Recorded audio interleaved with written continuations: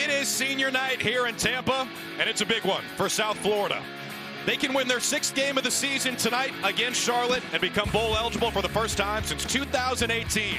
The Bulls and the 49ers coming up next.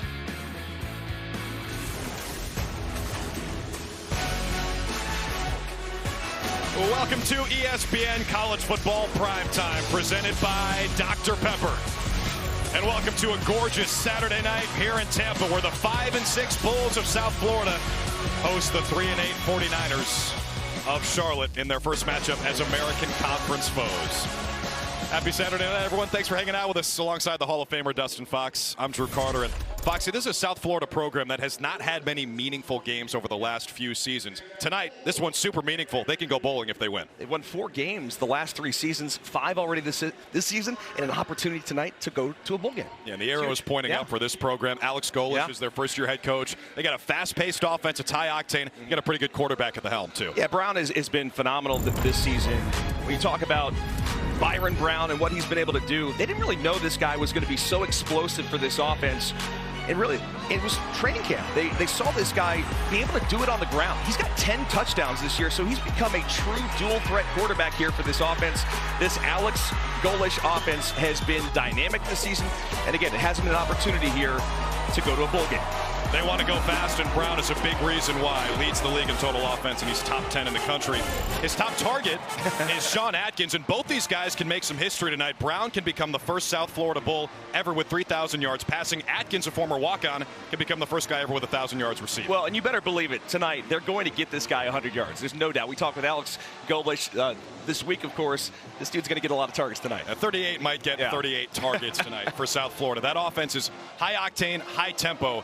They're going up against a Charlotte defense, Foxy, that's much improved. They've also got a first-year head coach in Biff Poggi. That's the biggest difference for them is on defense. Yeah, defensively, they were 127th last year in the FBS. This season, they're 52nd. It's a 75-spot improvement for this defense, and they get it done with the turnovers. And that's what's going to be key for them here tonight, Drew.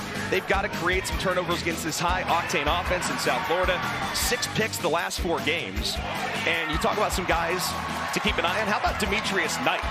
Their stud linebacker on the outside is a great pass rusher, has 83 tackles on the season, and is 3rd in the American Conference this year in total tackles, and also second, I should say, with 3 picks. One of the best defensive players in the league. He started his career as a quarterback at Georgia Tech. It's a transfer-heavy Charlotte roster trying to finish Biff Poggi's first season with a win. Hope you like green tonight. We got South Florida and Charlotte here at Raymond James Stadium. Kickoff is next.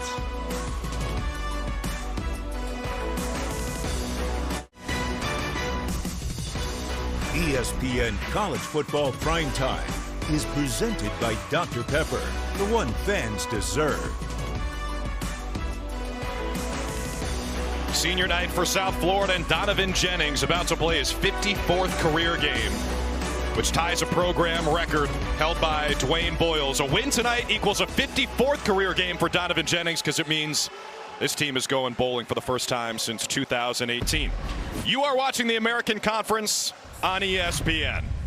And you're watching the first matchup as league foes between Charlotte and South Florida. The 49ers enter at 3-8, 2-5 in conference play. Bulls are 5-6, 3-4 in league games, and both led by first-year head coaches. And this is a fun matchup, Foxy, because on the day of the game, sorry to bring it up, the Ohio State Buckeye, we got a Michigan man in Biff Poggi, spent 2 different stints on Harbaugh's staff, and then Alex Golesh, an Ohio State alum.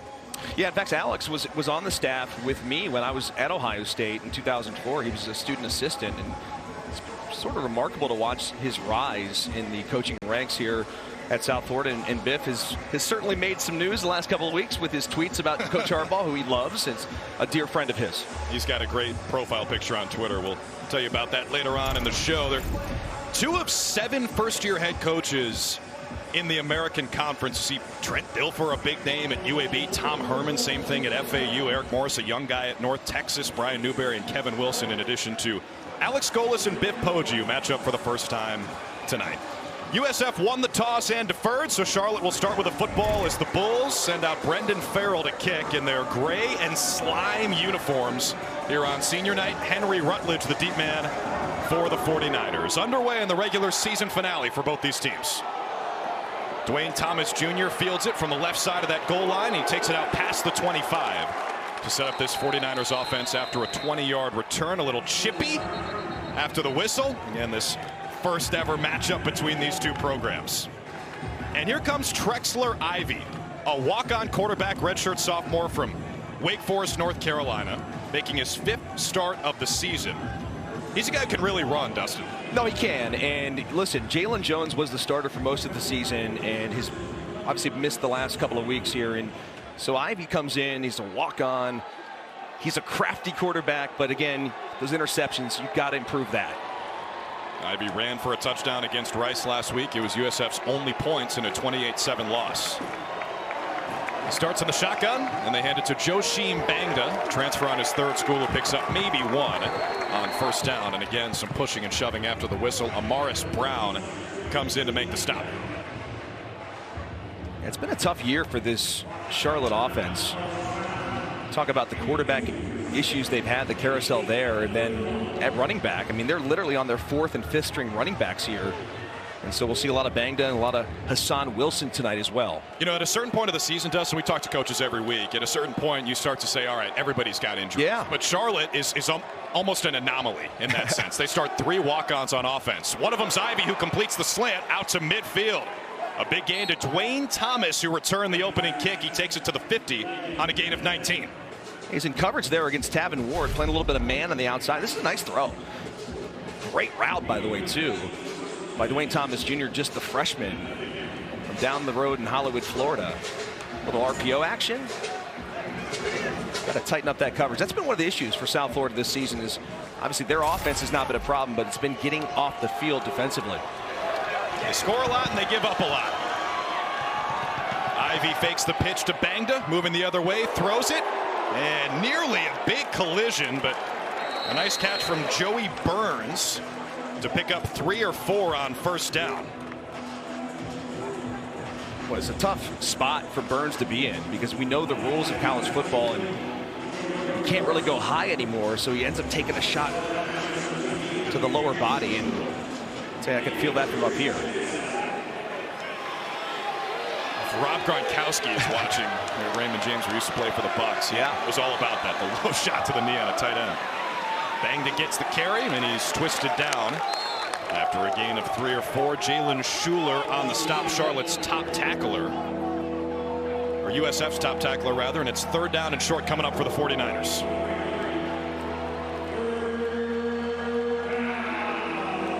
Charlotte, a team that likes to play in front of the sticks. We mentioned the Michigan influence on their head coach, Biff Poggi.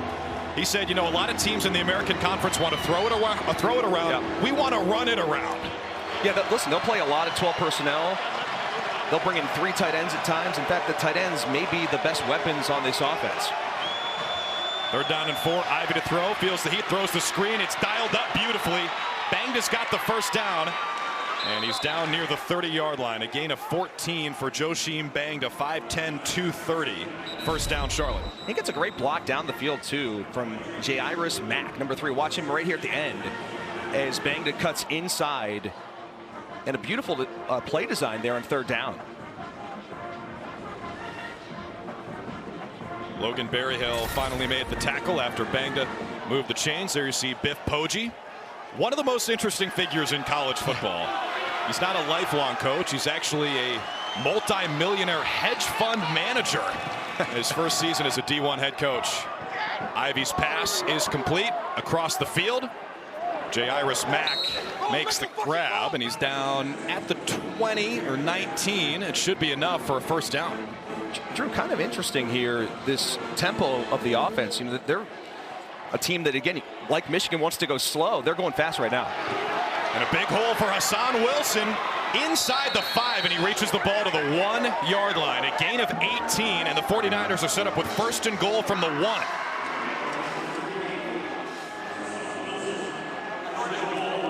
They want to go fast, giving USF a taste of their own medicine. And USF's going to substitute here. They're going to give him time.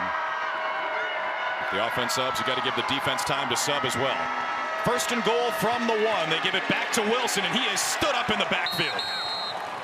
Maybe got back to the line of scrimmage. Jalen Schuler was the first bull in there. And Mac Harris was in there as well. I mean, just watch the push up front. Really good job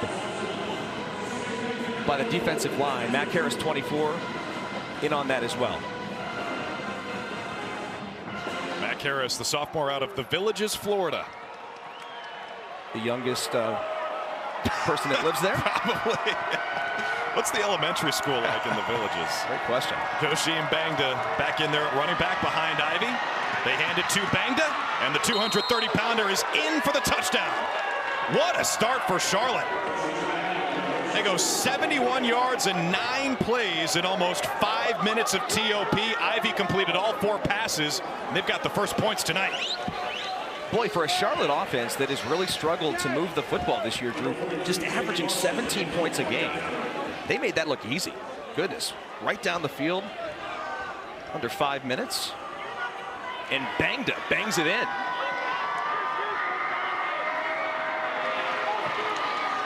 And Jake Larson out for the extra point. He bangs that in as well. It's 7-0 49ers in the regular season finale.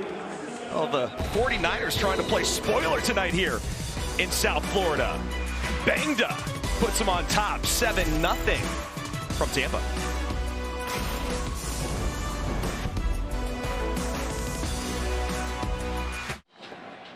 What a start for Charlotte. They go right down the field in under 5 minutes. Joshim Bangda scores his 4th rushing touchdown of the season. The 49ers lead 7-0.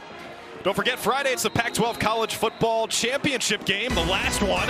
Number 6 Oregon takes on number 4 Washington at Allegiant Stadium in Vegas at 8 Eastern, 5 Pacific on ABC. The Huskies just knocked through a game-winning field goal to survive against Washington State.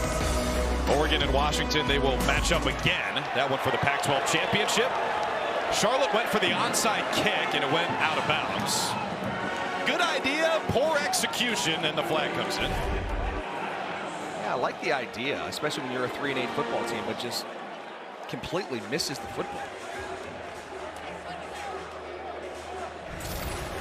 And that'll be costly, as the Bulls will have excellent field position here. Kicking team. 5-yard penalty from the out-of-bounds spot. First down. Nate Black makes the call. Kyle Cunanan. Not exactly the onside kick he was hoping for. And the ball will be placed at the 40-yard line. I'm not sure they quite practiced it like that. Hey, look, man, you're Biff Poggi. I'll take a shot. You're 3-8, first-year head coach. Why not? Well, I don't blame him. Where's the cutoff, by the way? You brought that up in the break. We're in South Florida here. I mean, where's the cutoff tonight? So USF on offense for the first time. Byron Brown spins it out up the sideline. Jaden Alexis makes the grab. And he is brought down along the sideline after a gain of about 5 on first down. Byron Brown has been one of the best quarterbacks in the American Conference this season, leading the league at over 320 yards of total offense per game, which is top 10 in the country. Also 10 rushing touchdowns. Is second best in the league. Only Blake Watson of Memphis has run for more. Naquan Wright is the running back. Brown fakes it to him, stands and delivers. That is complete. First down, Bulls inside the 30. They found Yusuf Terry, the junior from Philly. Baylor transfer, moves the chains. Sort of a dangerous throw here on the outside. Again, you can see how fast this South Florida offense would like to go. They're going to go tempo all day. Fastest team in America. They send it out to Sean Atkins, their top receiver, who's over 900 yards on the season. He's down near the 20-yard line, and the Bulls will hit the gas. What a great story Sean Atkins is, Drew. I mean, the guy wears number 38, was a former walk-on, and now having a record-setting season. 50 footwork from Brown to avoid the big loss after the fake handoff. Gets back to the line of scrimmage where Colin Coates disposes of him. When we talked with our offensive coordinator, Joel Gordon, he said the #1 thing they focus on is they want to control tempo. South Florida, who runs over 80 plays per game, which is tops in FBS. You can see how far they spread out their wide receivers. They can barely get in the screen. Designed run for Brown. Burrowing forward down at the 15. He's got a first down. Great second effort from the redshirt freshman out of Raleigh. Well, that's what he can do for this offense. Obviously, he has a great arm. His accuracy has improved throughout the season. But Drew, he's averaging 63 yards a game on the ground. And that's with sacks accounted for in college football rushing numbers. This time they hand it off to Naquan Wright, and he's bottled up. No gain on first down. Now, folks, if you watch Tennessee the last couple of years, there's a lot of influence on this offense. Alex Golesh, first-year head coach for South Florida, was the offensive coordinator under Josh Heupel. The hallmarks are the tempo they play at and the spread the wide receivers are at. Another handoff again right. This time he stumbled. The turf monster got him here at Raymond James Stadium. 3rd down and 12 coming up for Golesh's offense. The old Bermuda turf got him there. Let's take a look at Coach Golesh's resume. And folks here in South Florida are happy with the results this season because the offense has been fun to watch. They have obviously an opportunity here to go to a bowl game for the first time in quite some time. And you know, there's a lot of things that are on the horizon here for the Bulls that are, you know, things to be optimistic about. Zane Herring, the right guard for USF, is the injured Bull. Sophomore out of Madison, Florida, Florida State transfer. As USF is on the move, but they face a 3rd and 12.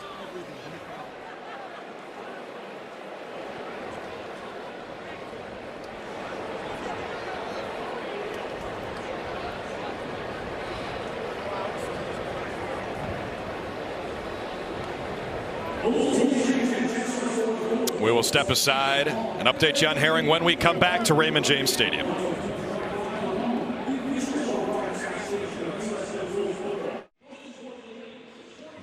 Welcome back to Tampa, where Charlotte leads South Florida 7-0 midway through the first quarter. Zane Herring, the starting right guard for USF, walked off the field after he was down on a knee for a while. Good sign for the sophomore from Madison, Florida, transfer from Florida State. And Herring in the tent right now as the Bulls set up for a 3rd down and 12. Their quarterback Byron Brown 3 for 3 for 20 yards on this drive, and he is a threat with his legs. This is one area of the field, though, as they have struggled through this season with red zone offense, and then they're going to be backed up again. Well, Stone Handy jumped, but offense number 38, 5-yard penalty, 3rd down. Sean Atkins, the wide receiver, started early. What do you got in the playbook for 3rd down and 17, Foxy? Whatever Alabama did today. 4th and 31. My goodness, what a finish.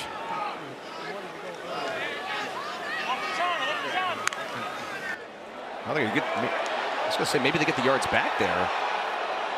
Didn't call a flag. Look, it was Handy again, bottom side of your screen. Snap with under 5 on the timer. Brown throws over the middle. It is complete.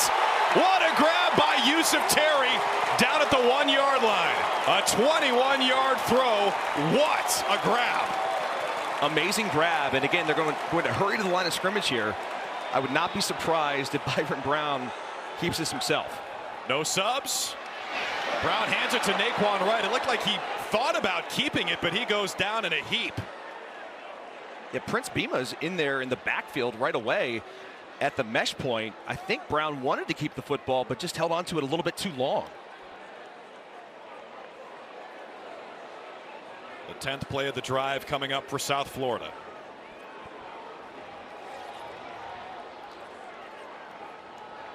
Three wide for Brown. Naquan Wright is the running back. Looks like some confusion maybe for Charlotte in the front. Brown pulls it, looks to throw. Dancing to his left, floats it, end zone, incomplete. Sean Atkins had it, but did not get a foot down inbounds. 3rd and goal coming. Atkins was running wide open across the back of the end zone. And as the pressure arrives on Brown, he gets rid of the football, and Atkins just cannot get a foot down there as he ends up out of bounds. But again, that's the go-to target for this offense, is certainly an emphasis on getting the football to 38 tonight. Would have been his 5th touchdown of the season. Brown wasn't ready for the snap, picks it up. Rolling to his right, he can run for it, puts the helmet down, and he goes down just shy of the goal line. So here comes 4th and goal. Demetrius Knight makes the stop, who's top 5 in the league in tackles. Decision time for Coach Golesh. Oh, looks like they're going to bring in a heavy package here and keep the offense on the field, which I don't have a problem with. The only problem I have is that, Byron Brown nearly knocks himself out of the game there. I mean, goodness gracious, you got to keep your head up there And I'm sure Coach Golesh is probably going to have a conversation with him on the sidelines about that. They go under center on 4th and goal. Don't see this very often from South Florida. They pitch it out. Trickeration, batted down. Demetrius Knight got a hand on it. Naquan Wright tried to throw it. He had an open man in the end zone, but what a play by Demetrius Knight. No points for South Florida. This was a perfect play design, and they've got a receiver open.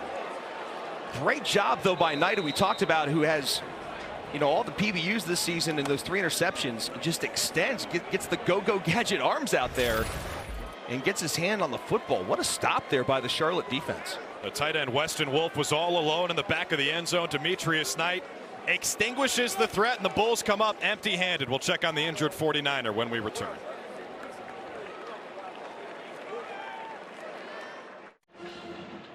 Welcome back to Tampa, folks. Don't forget December 3rd, the exclusive reveal of the college football playoff top 4. Reese and the guys break them down top to bottom. Catch it noon Eastern, 9 a.m. Pacific on ESPN and the app. Some interesting stuff happening here on the final day of the regular season, setting us up for a great conference championship Saturday and some decisions for the committee.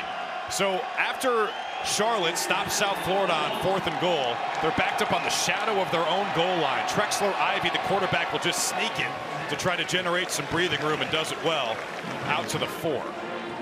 That's the other added bonus of being aggressive on 4th down and goal from the 1. If you don't get it, you get a chance maybe to force a safety or at least pin them back, but nicely done by Ivy.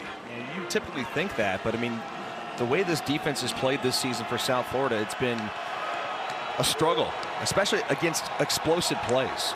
133rd in FBS in giving up explosives. It was dead last. 49ers back in the shotgun on 2nd goal. Joshim Bangda, who scored the touchdown, picks up 3. Rashad Cheney on the stop to bring up 3rd down.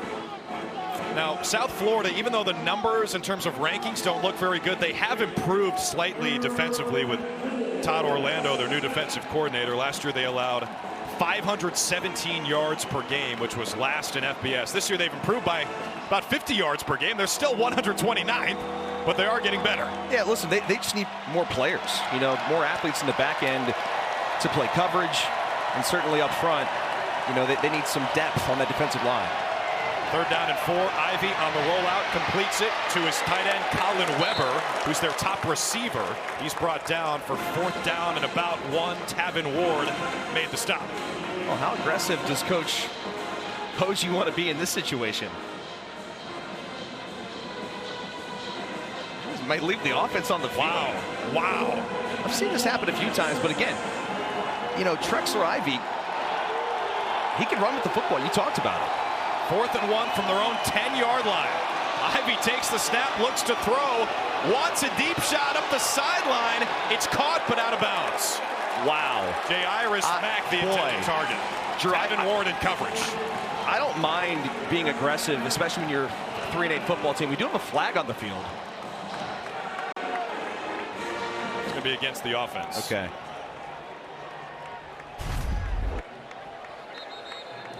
Well, that was the first play of the drive. They just ran the sneak to get it away from their own goal line. Well, that's what they should have ran on 4th down. Yeah. Instead, they take a shot. I mean, you have one opportunity here. A lot of contact down the field. It's Tavin Ward, the corner in coverage.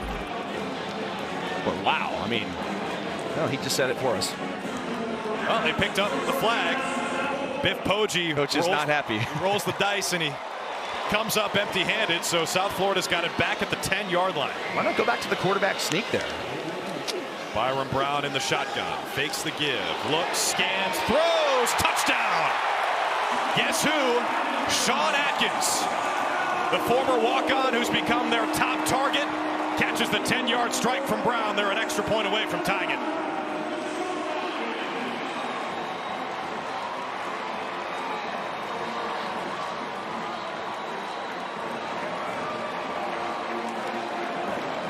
Well, you've got to give a lot of credit here to the offensive line, because Byron Brown had all day to throw the football, and Sean Atkins, a late developing play to the end zone there, kind of like a skinny post between 2 defenders.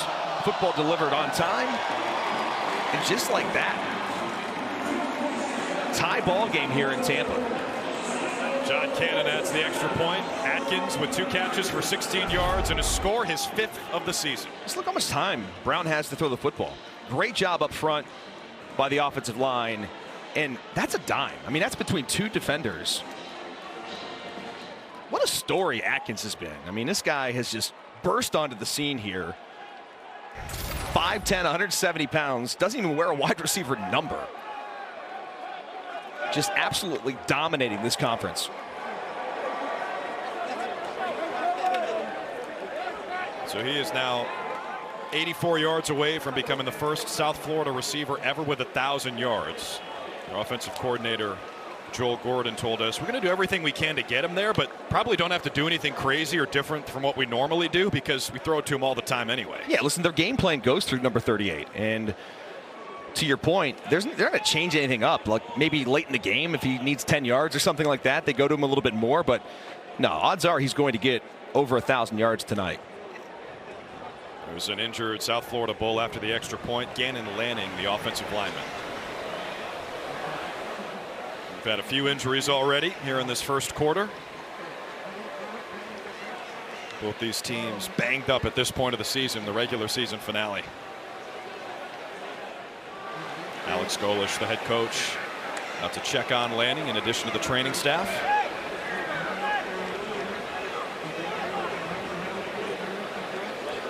Been a pretty exciting first quarter. Charlotte got the ball first, went right down the field. Then South Florida got great field position after the onside kick. At 1st and goal at the 1, they were stuffed. Then Charlotte goes for it on 4th down from their own 10-yard line. USF gets it back, scores on the first play. Now we got a tie game. Again, just a little surprised that Charlotte decided to go for that 4th down. And really the play call was what I was more surprised about. But, you know, your defense, if you're a 49ers fan, that's the strength of your football team. So you basically just spotted them 7 points there.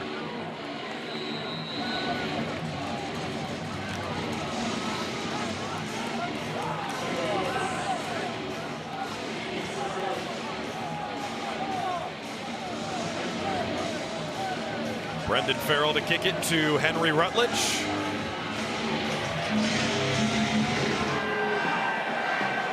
Rutledge will have a chance from inside his 5. Henry Rutledge past the 20 and blasted just in front of the 25. Let's take a look at this week's college football playoff rankings brought to you by Capital One. Check out the top 10. Clean old-fashioned, hey, Georgia's in a hole. They fumbled. They're down 7-0 against Georgia Tech. We won't talk about number 2. It's all right, Fox. You just look past it. Washington survives against Washington State. Florida State down at Florida. Of course, Jordan Travis out for the season after his gruesome injury. Oregon will play Washington in the Pac-12 championship. Texas crushed Texas Tech. Alabama against Auburn, one of the best finishes in Iron Bowl history. Really fun day in the top 10. Wild. And at some point, Drew, I want to have a conversation about Florida State and what the committee should do with that Travis injury. Joshim Bangda on the carry. And he'll lose a yard. DJ Harris was in there first for South Florida. You want to have that conversation now? Oh, we can if you want to. What do you think? What should they do? Let's say if they beat Florida and win the ACC title. So if they go undefeated, I think it's only fair they get in, but the committee is not about being fair. They're looking at the best roster and who's going to be playing the quarterback position and also trying to put the top 4 teams into the college football playoff. I know you have different thoughts. On 2nd and 11, Ivy flushed. And he just gets it away, so 3rd down and long coming for Charlotte. Yeah, I mean, my thought is that's all great. If Florida State goes 13-0 and wins the ACC, they're in. You can't leave them out. It's the same thing that happened to the same program the first year of the college football playoff. Well, and the thing is, too, you know, they've got a really good defense, and that has carried them through a lot of games this season as well. It's not just been Jordan Travis. Obviously, he's a big part of that. But certainly, I would consider him. Thank God I'm not on the committee. Yeah, right. That's a tough job. So big 3rd down and 11 here coming up for the 49ers. Backed up. 4 wide for Ivy. Tight end Colin Weber, the motion man, number 18, who leads them in receptions this year. Ivy dumps it down on the crossing route. Malik Baker gets blown up. Daquan Evans on the stop for USF. 4th and long coming for the 49ers. Evans is really one of the best blitzers and most physical guys in the secondary for the Bulls. Does a great job coming up in space, making the tackle on Baker, and going to get the football back, probably with good field position here for the Bulls. Evans leads the team in tackles for loss with 11.5 as a nickel back, an aggressive player on the back line. 2 minutes to play. The 49ers booted away. Grant Gagne's the best in the league. This one is high, relatively short by his standards. A 40-yard punt for Charlotte. Fair caught by Atkins, who scored the touchdown for USF, and with a $1:55 to play in the first, they take back over. So this is the first USF drive that hasn't started in plus territory. Got it on the botched onside kick, and then after the 4th down stop, they start this one at their own 36. Yeah, really just 2 mistakes that have helped USF to this point. And the onside kick didn't have a chance, and then taking the shot on 4th and 1. I think Coach Poggi would probably like to have that one back. Atkins in motion. 1st down and 10. Byron Brown looks that way, throws that way, completes it. Atkins twists out of a tackle, but a good recovery by Demetrius Knight, who's had a nice first quarter and a great redshirt junior season. Bulls always in a 2-minute drill. Byron Brown's pass is intercepted. What a play by Dantes Fagan. His first interception of the season on a tip drill to himself. Wow. How about the concentration of Fagan and the awareness to jump this route? This will be one of the best interceptions you see all season long. Just absolutely incredible concentration. Catches it on the tip drill to himself. This has been a kind of a bonkers game here, Drew, to start. A lot of action. 7th pick in their last 5 games for Charlotte. They've got 1 each in their last 5. And this play is going nowhere. That did not work as Dwayne Thomas Jr. on the receiver sweep goes down for a loss of 5. Biff Poggi not thrilled with how this drive started, but he's got to be excited about how his defense is forcing havoc and creating turnovers. Yeah, you just said it, partner. The last 5 games, 7 interceptions. A very opportunistic defense.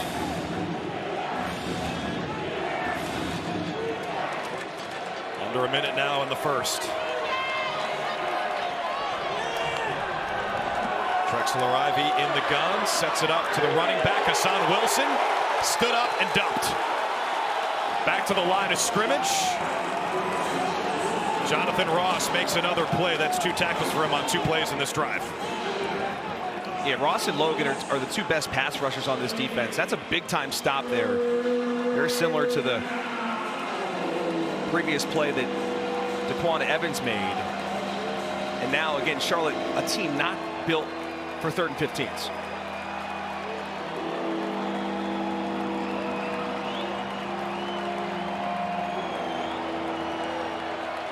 Five on the play clock. Could be the final play of the first quarter. On 3rd and 15, they run the draw to Wilson. And he's spun down after a gain of just 3. So after 15 minutes, we got ourselves a tie game here on senior night in Tampa. It's been testy after the whistle. A great start for Charlotte, went right down the field like a hot knife through a steak, it burns. Then some trickeration, snuffed out by the 49ers. Score with Sean Atkins, tie game.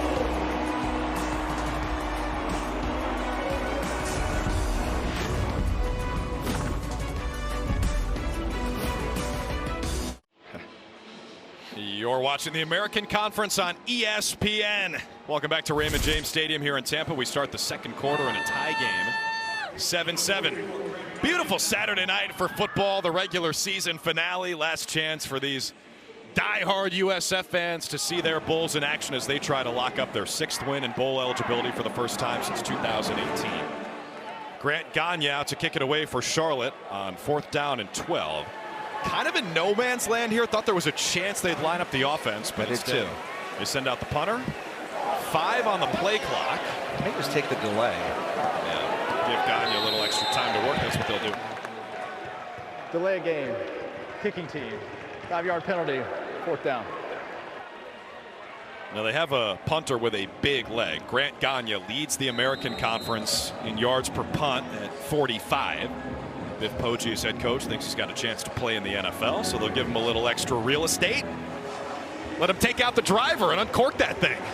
The transfer from my neck of the woods. Up in Hudson, Ohio.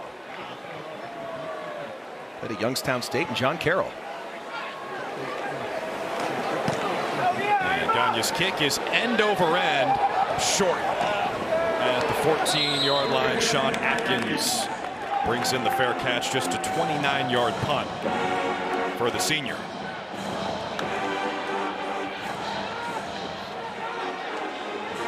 So for South Florida, mentioned it's a chance for them to go bowling. It's a program that was 4-29 over the previous 3 seasons, but they've got some history. Back-to-back double-digit win seasons in 2016 and 17. Quentin Flowers, Marlon Mack, Dearness Johnson, Marquez Valdez-Scantling, among others. For Alex Golesh, chance to go 500 in his first season and start to build something back. Byron Brown's first pass out to Kelly Joyner Jr. and the running back goes out of bounds after a gain of 4 or 5 on first down. Prince Beema on the stop.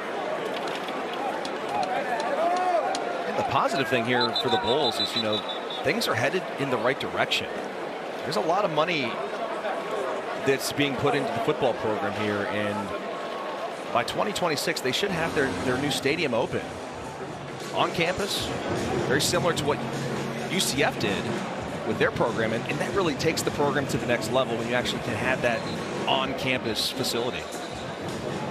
Foxy, they really don't like you to mention UCF around here. Understood. The war on I-4. It's no, I can't. It's a great comp, right? Big city. No, it is. I mean, pro sports. And when you have a stadium like that, and they call theirs the Bounce House, of course. I'm sure USF will have some awesome nickname, but it's the perfect size venue too.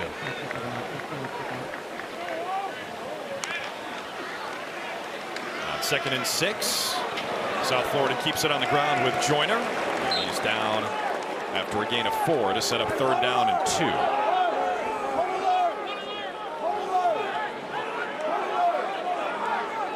So 3rd and short coming for USF. One of the fastest paced offenses in America.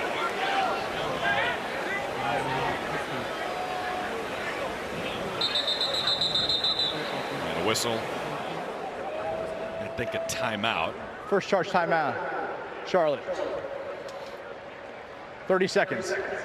So Biff Poggi uses his first. Well, Dustin mentioned the new stadium. Back in September of this year, the Florida State Board of Governors approved $340 million for construction of a 35,000-seat stadium and operation centers for football and lacrosse that are targeted for completion for the start of the 2026 season. I don't know how they're going to recruit against Tampa, which is a lacrosse powerhouse here in town. But this is in addition to a $3 million football locker room and office renovation finished in the summer of 2022. $22 million indoor performance facility in the spring of 2023. Several other projects. Bottom line is, it's a program on the rise. Well, and there's so many talented players here in the state of Florida to recruit. Between the portal and just recruiting this area, this program should thrive. On 3rd and 1, they pitch it. A little shovel pass action. It's going to be close. He's right on it. And they're going to give it to him. Sean Atkins picks up the first down. Just a quick little shovel pass there in the inside. It's the tight end Weston Wolf. Yeah, Wolf. Just his 13th catch of the season. Play action on first down. Brown stands in there and throws. That is complete near the sticks. It's another first down for the Bulls as Choffrey Brown, the North Carolina transfer, picks up 11. That tight end shovel pass was a little Kansas City-esque. Yeah. Brown has started 9 for 11. He hands it off here, and a big pop for Kelly Joyner. Chopped down after he crosses midfield with a gain of 17. Cameron Howard on maybe a touchdown-saving tackle for Charlotte. This tackle is impossible to make. In open field, you almost have to guess and get lucky, and he does, as that was going to be a touchdown. And Joyner backs it up with a 1-yard gain on first down. This USF offense, it goes so fast you can barely even get a replay in. No replays, no analysis, just keep on going down the field. 2nd down and 9 for the Bulls on the plus side of the 50. Brown's pass is complete. It's another short one. Again, it's Joffrey Brown. Brown continues his efficient night. That's the quarterback Byram Brown. Now 10 of 12 for 70 yards and a touchdown. Does have the 1 interception on an amazing play by Dantes Fagan. Bulls are 3 for 4 on 3rd down tonight. Keep an eye on Atkins here in the slot. 3rd and 7.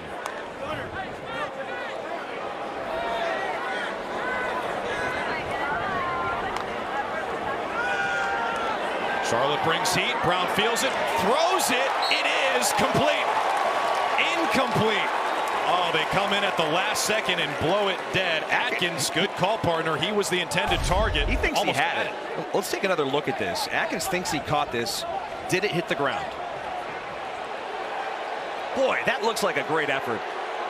At least worthy to take another look at.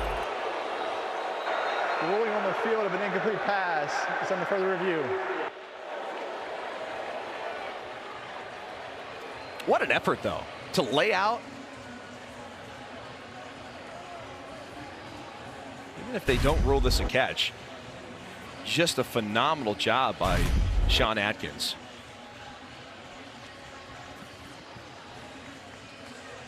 Ooh, that is close. So close. Like right at the last moment. The last angle we had was pretty solid to see, because he extends and then pulls the football into his body. You know, the ground can help you make the catch if you have possession of the ball. Man, that's so close. It's a great look from our crew, yeah, too. And it is. The tough thing about this, Dustin, is the head linesman, Tracy Lynch, came in there and immediately signaled incomplete. He was on the other side. So he must have seen the ball from the flip side of Atkins. This one's going to be tough for the replay. Well, tough to overturn, because you said it. You know, they ruled it incomplete on the field, and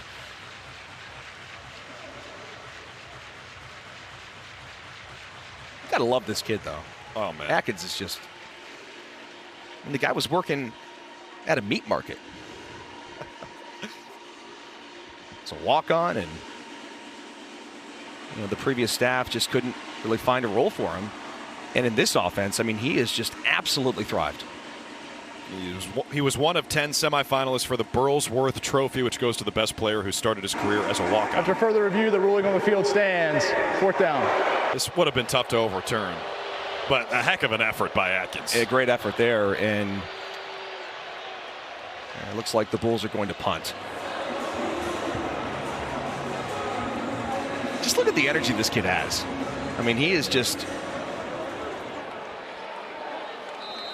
such a bright spot here for the Bulls, and you know, all the players that are around him, the coaches talk about him every single day, comes to work, one of the hardest workers on the team.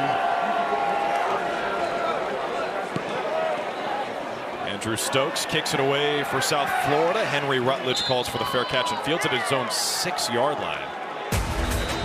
37-yard boot. 49ers start pinned deep in their own territory.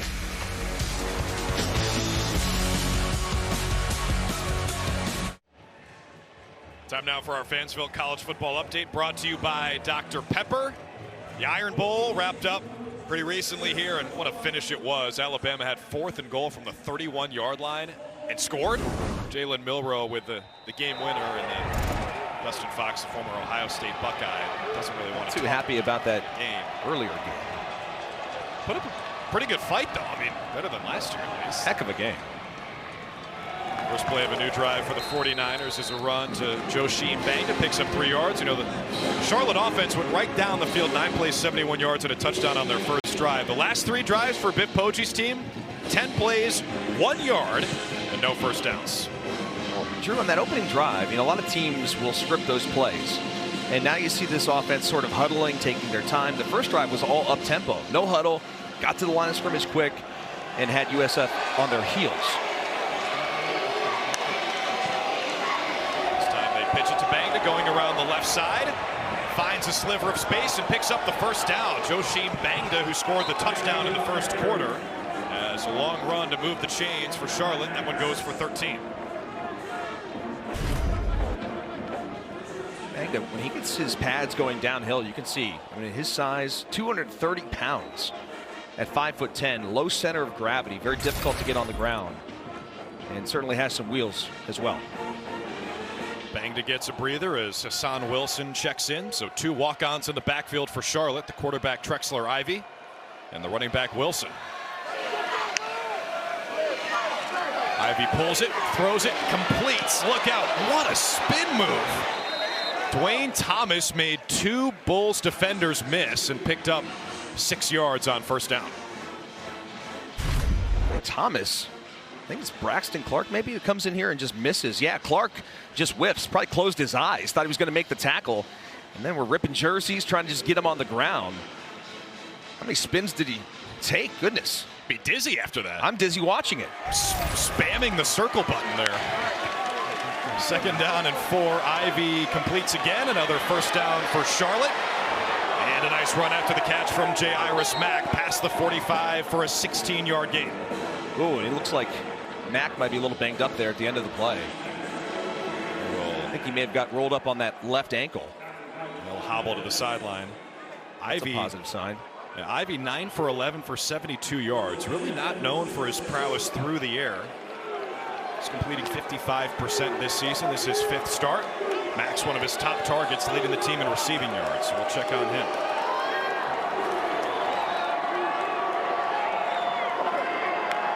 Weber, the tight end, in motion. They hand it to Hassan Wilson on first down. He'll lose a yard. Bottled up in a hurry. Daquan Evans makes another big play. Evans, who's the most dynamic blitzer on this defense, from his nickelback spot, just blitzes off the right side and is in the backfield in a hurry. The senior out of Orlando, they call him Day-Day. Day-Day makes the play. This is the 4th tackle for loss for South Florida tonight. Coming up on the midway point of the second quarter, still a tie game. Ivy keeps it, can't complete it, and it's picked off. A dangerous throw. Logan Berryhill with his 3rd pick of the season tops on the team. Well, Drew, we talked with the defensive staff and Todd Orlando this week of USF. They were raving about Logan Berryhill, and you can see his size, 6'4", 196, and just has an NFL-type body, learning how to play the safety position. And that football just is airmailed, and a great play for the South Florida Bulls. Come up with the stop.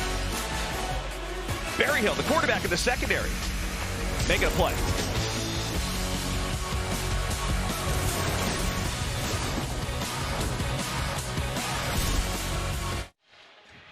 Oh, folks, can't wait for this. The F1 season finale in Abu Dhabi tomorrow morning, 8 a.m. Eastern on ESPN and ESPN+. Grand Prix Sunday begins our pre-race coverage at 6:30. 3-time defending champ Max Verstappen, who clinched the driver title a month and a half ago, tries to make it 4 wins in a row. Can't miss it. That race in Vegas was a sight to see. Did they figure out the potholes? They did. They did. The race actually got rave reviews. Nice. Not the practice round, though.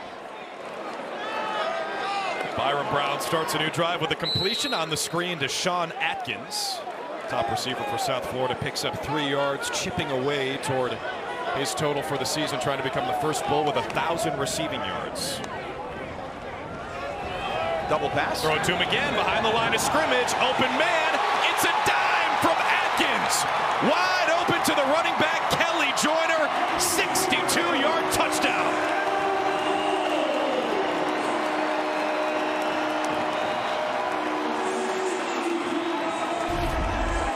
This man can do it all. Sean Atkins, goodness. This play set up beautifully from the start, as he was the outside slot man and just a complete bust in the back end there. Prince Bima, 25, is just chasing from behind to try and catch up to Kelly Joyner Jr. How much fun is Sean Atkins to watch? It's a pretty good throw. It's a heck of a throw. John Cannon adds the extra point. Great play design from Alex Golesh, Joel Gordon in South Florida. Goes for a 62-yard house call. Well, Atkins has 5 touchdowns on the season receiving. How about adding a passing touchdown? 14-7 for the Bulls.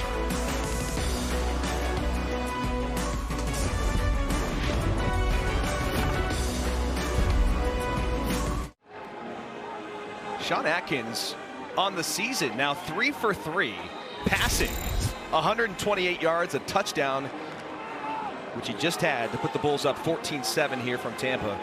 This kid's been phenomenal. He might hit the transfer portal as a quarterback. I mean, that was a great throw. We've seen plenty of teams that could use him starting under center. Heck of a throw. Great design from USF, 62-yard touchdown to Kelly joining the running back. South Florida leads by a touchdown. They kick it off, and Charlotte will start inside their own 20-yard line. Dwayne Thomas got blown up by Jamie Petway. Boy, that was a big-time hit on that kickoff.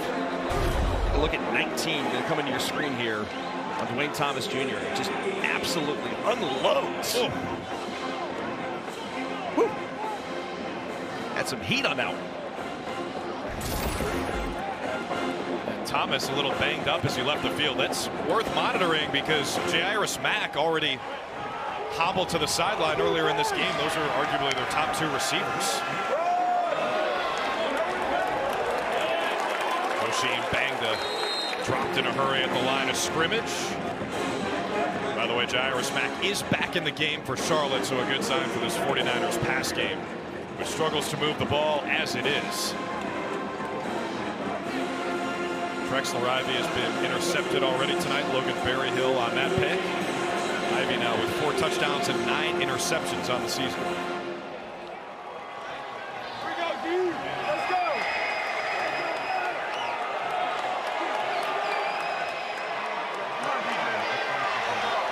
Blocks at 5. Mack, the motion man.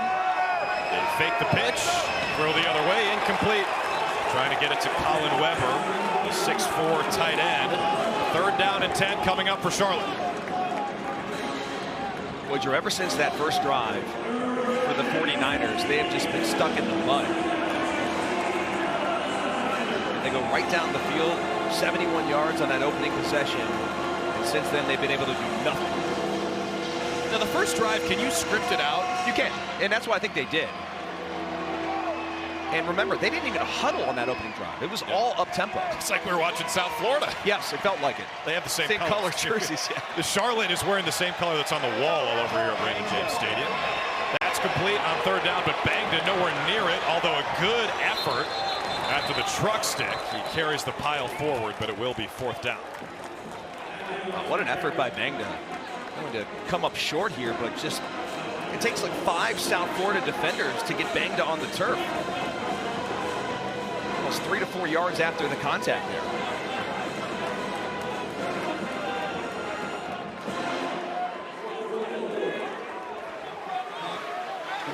Grant Gagne out to boot it away. 3rd 3-and-out tonight for the Charlotte offense. Sean Atkins back to receive it. Can he score a touchdown another way? Well, he'll have a chance. That's a bomb from Gagne. Atkins fields it near his own 20. Bounces off a defender, spins past another, and goes down at the 25. 54-yard punt from Gagne, best in the league. 3-yard return from Atkins. Bulls back with it.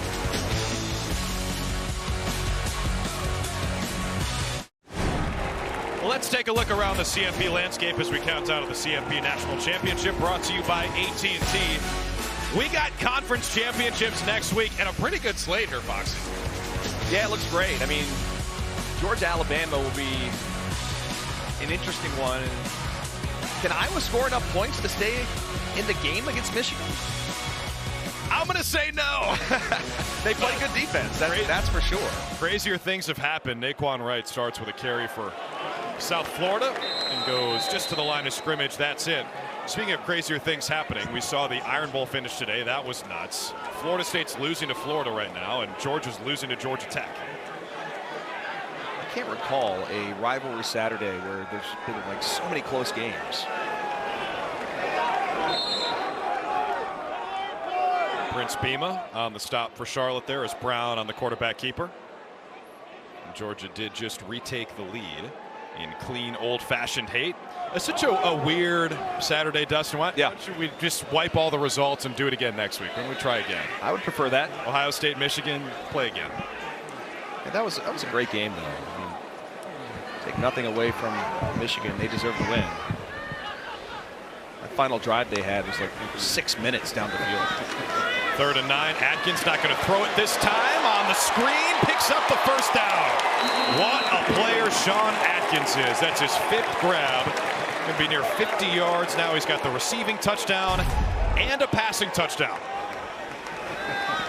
Does such a great job on the outside. It's a good block. And again, they go right back to him.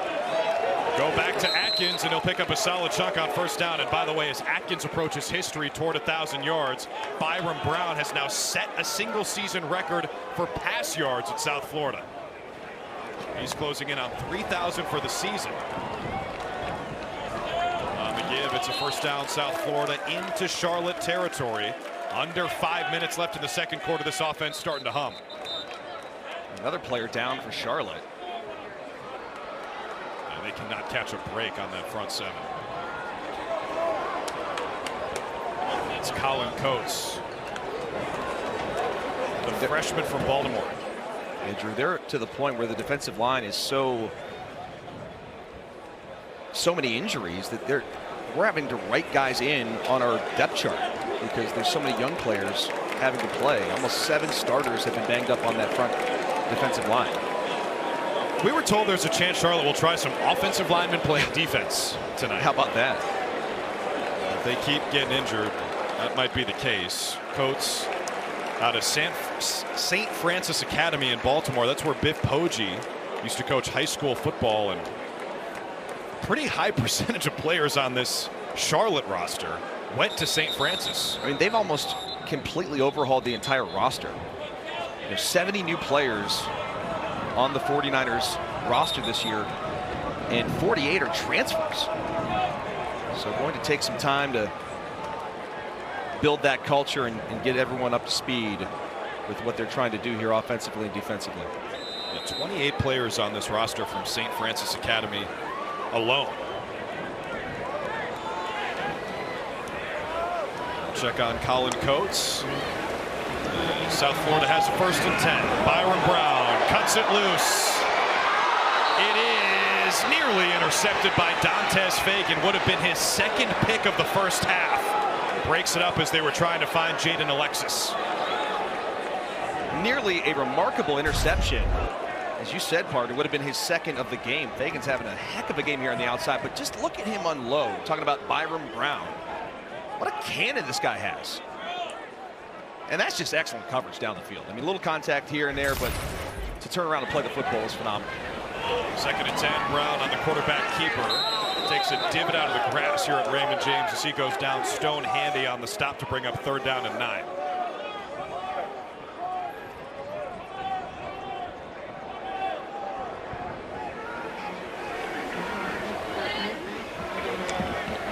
He's got the new school record, closing in on 3,000. That time his pass is broken up. Dante Balfour, the North Carolina transfer, who's been playing great football lately, breaks it up to set up 4th down. Yeah, both corners, Balfour and Dantes Fagan, have had really strong seasons this year. Balfour, that's his 11th PBU of the year. As a ball hawk. 8th in the last 4 games. So they send out Andrew Stokes, the punter from Perth, Australia, out there in WA. Henry Rutledge to return it. Stokes' kick spiraling inside the 10. Rutledge hauls it in with a couple of bulls breathing down his neck. Well, this season, for every field goal and extra point made by participating universities, Allstate will make a contribution to the university's General Scholarship Fund. Thank you, Allstate. Charlotte started with the first touchdown today on the opening possession. Ever since then, they have been riding the struggle bus. On their first drive, 71 yards, 3 first downs. Ever since, just 49 total yards, 3 first downs, and 3 3-and-outs. Come on, D, let's go. They go to the 4-minute offense here. They love to run the football on over half their snaps, which is not the norm these days. They start with a run. Hassan Wilson carrying Bulls with him. They'll pick up 4 yards on forward progress, dragged down back inside the 5. Jalen Schuler will get credit for the tackle. Wilson, another one of those walk-on running backs. Good job there by the Bulls defense corralling him. And this is a South Florida defense that gives up 36 points a game. 129th in FBS. But against this struggling offense, they have played really well after that first drive. Coming up on 3 minutes left in the first half. Motion Jake Clemens, the tight end. Ivy hands again to Wilson, puts the shoulder down, picks up 2 to set up 3rd down and 3. You mentioned the fact that Hassan Wilson is a walk-on. One of 3 walk-ons who plays a big role for Charlotte, along with the quarterback Trexler Ivy and the starting center Isaiah Bullardick. Their starting quarterback Jalen Jones is out. Their top 3 running backs are out. A couple starting offensive linemen are out. So they are relying on guys who aren't on scholarship. They performed admirably. Well, they have. I mean, there's no doubt. If you watched this team a month ago, they were a completely different offense with Jalen Jones at the helm. The team's leading rusher, too, from the quarterback position. 3rd down and 3. Dangerous pass, incomplete. He was trying to get it to Dwayne Thomas Jr. Good to see him back in the game. Braxton Clark on the coverage. Yeah, you're right. Dangerous throw here on the outside by Ivy. Nearly picked off. I think if Braxton Clark turns his head, he may have a better opportunity at this, but nonetheless, they'll force the punt. And USF will have great field position here for one more drive, potentially before halftime. Another 3-and-out for Charlotte. Gagne out to punt for the 4th time tonight. That play blown dead. A pre-snap flag.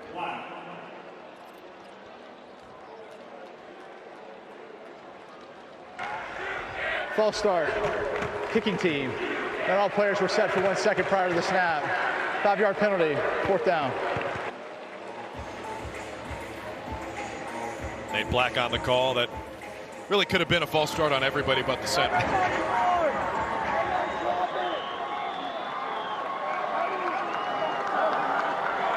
Again, Sean Atkins back deep. Had a look at the last one, but excellent coverage. And again, this is one of the better punters in this conference. He's already hit one 54 yards tonight. That's a low, screaming line drive. Looks like a stinger out of the tee box. Sean Atkins picks it up and takes it out of bounds at the 45. Well, don't forget, Friday, the Pac-12 College Football Championship game, the last one. Number 6 Oregon taking on number 4 Washington at Allegiant Stadium in Vegas, 8 Eastern, 5 Pacific on ABC. Second matchup between those 2 schools that don't like each other very much. Washington won the first matchup on a missed field goal late by Oregon, but that one was in Seattle. Frankly, the Ducks have looked like the best team in the country since then, and the Huskies have struggled pretty much every game. They're still undefeated. Winner of that one, you figure, goes to the college football playoff. Michael Penix Jr. again having another phenomenal season for the Huskies. 2:15 left in this second quarter. A big burst on the first play for Michael Dukes. First time we've called his name tonight. The senior from Charleston, South Carolina, takes it 21 yards. Yeah, he's shot out of a cannon here, and on the back end, Balfour again saves a touchdown. That's been 2 explosive runs that could have nearly been touchdowns. Another nice gain for Dukes on first down. Give him 7 past the 30-yard line. And South Florida, they took over with 2:15 left. They got to be careful not to score too quickly here.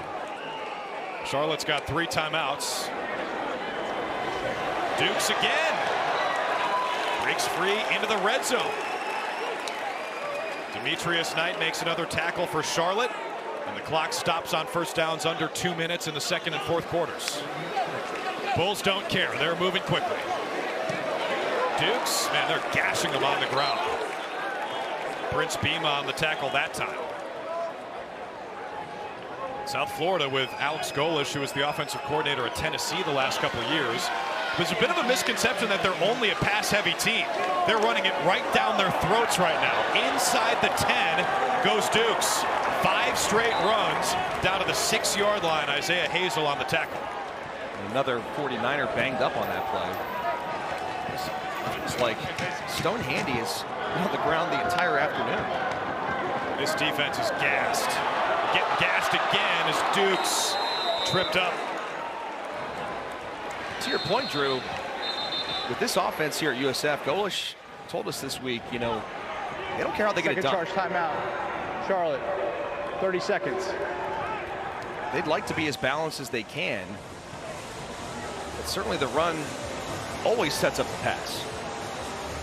Is that dude ever not smiling, by the way? Sean Atkins is like the happiest guy in the world.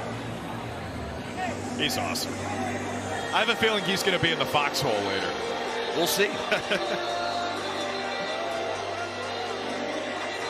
Would you say he worked at a meat market? He had a job. This is a walk-on, so he's trying to pay for his school, and he was working more of like a high-end restaurant, actually. I think it was called the meat market. But yeah, the staff in the offseason, they wanted him to commit more to football, and this commitment for him has been tremendous. Seeing him take on this huge role in this offense. I mean, he's been everywhere tonight.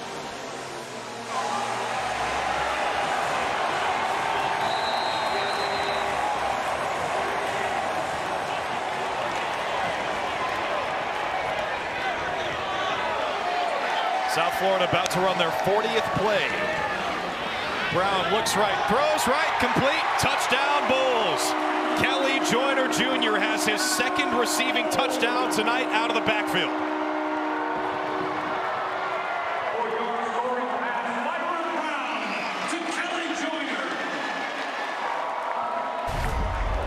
Completely fakes out the defense and just wide open to the flat. No one even takes Joyner Jr.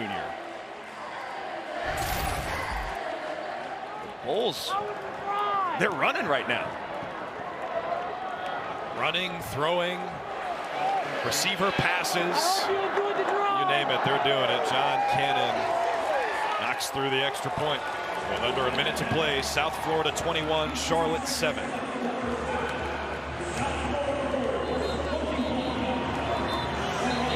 Go back and look at that touchdown throw. And how did Joyner just get so wide open? They got this little bunch set here at the top of the screen.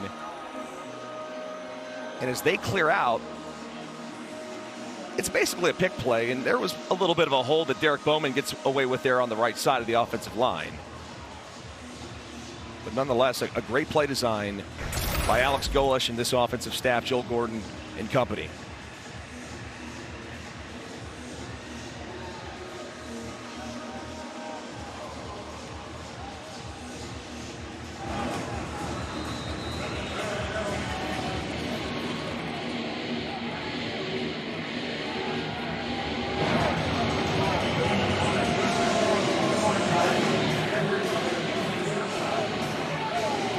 .21 unanswered for USF here on senior night. Almost halfway to their first bowl berth since 2018. A low line drive kick fielded by Dwayne Thomas. Thomas finds a seam. Past the 40. Out of bounds. The late flag comes in. As of now, it's good field position for Charlotte with 45 seconds left in the half and 2 timeouts. But they might be moving back. Dwayne Thomas Jr. has really shown some flashes for this 49ers football team. Just a freshman, a true freshman, 5'8", 170. Has some wheels, has some wiggle to him. I'm very impressed with him. Really a crafty runner. So crafty. During the return, holding, receiving team number 5. 10-yard penalty from the spot of the foul. First down, Charlotte. Oh, look, that hurts. Yeah, I mean, they were going to have their best starting field position of the game, an opportunity to maybe go get some points, have some positive momentum before halftime, and instead they're going to be backed up again. Offense has done nothing lately after their opening touchdown drive. 4 3-and-outs on their last 5 possessions. The other drive ended with an interception. Let's see what Trexler Ivy can cook up here as they start at their own 25.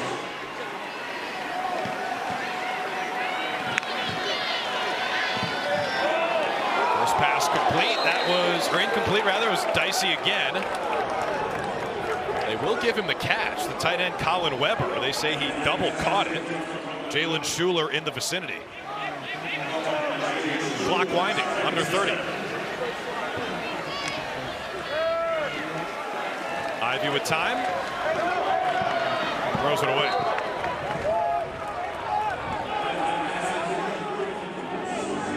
Hassan Wilson was in the area. 3rd down and 7 now. I think if you're South Florida, if you get a stop here, you probably call timeout, force him to punt the ball away again. Maybe Atkins gets an opportunity at it.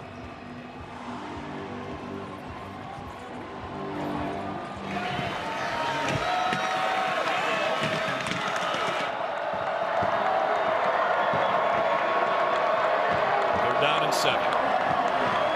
USF rushes 3. Ivy flush to his left, picked off.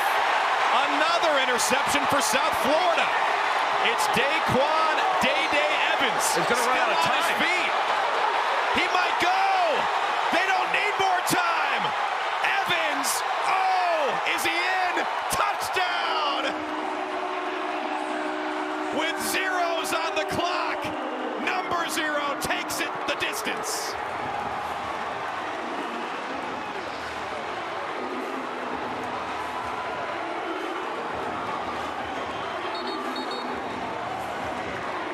There is a flag down at the 20. Get Daquan Evans some oxygen. He probably ran at least 100 yards on that return. During the return, personal foul, illegal blindside block, intercepting team. 15-yard penalty from the spot of the foul. 1st down, South Florida. Oh, man. Oh, there's no time on the clock. One of the more amazing INT returns you'll see. And as he's returned the football, I'm staring at the clock because I'm thinking, you're already in field goal range there. And then he runs back. The U-turn. He does the U-turn at the U in the middle of the field, and then comes all the way back down the field and finds his way to the end zone. Tremendous effort. And now there's a little conversation here.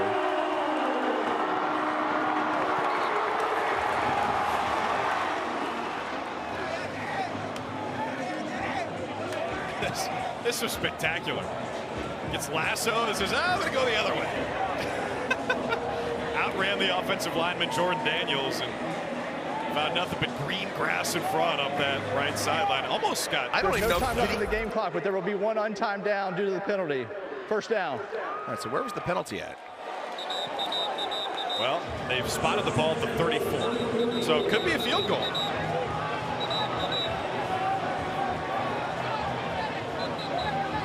Looks like the offense. Well, you know what's interesting too?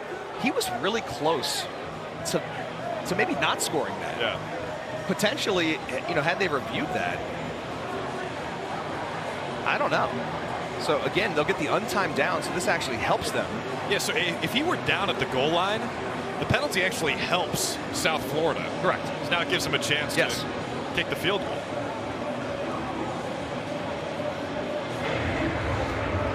The previous play is under further review.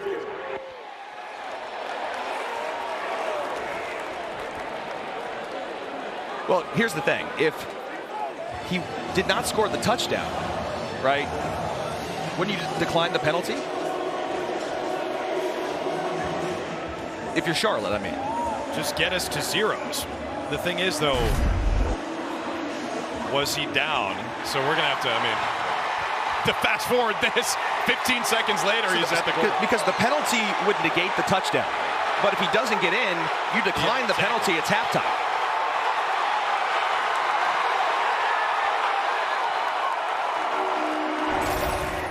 After further review, the runner's knee was down prior to the ball breaking the plane at the goal line. The penalty will now be declined, and the half is over. There you go. A pretty impressive return nonetheless by Day-Day Evans. And we go to halftime. Like, South Florida should still feel pretty good. They scored 21 unanswered after Charlotte scored on the opening drive. And the Bulls will get the ball first when we come back for the third quarter.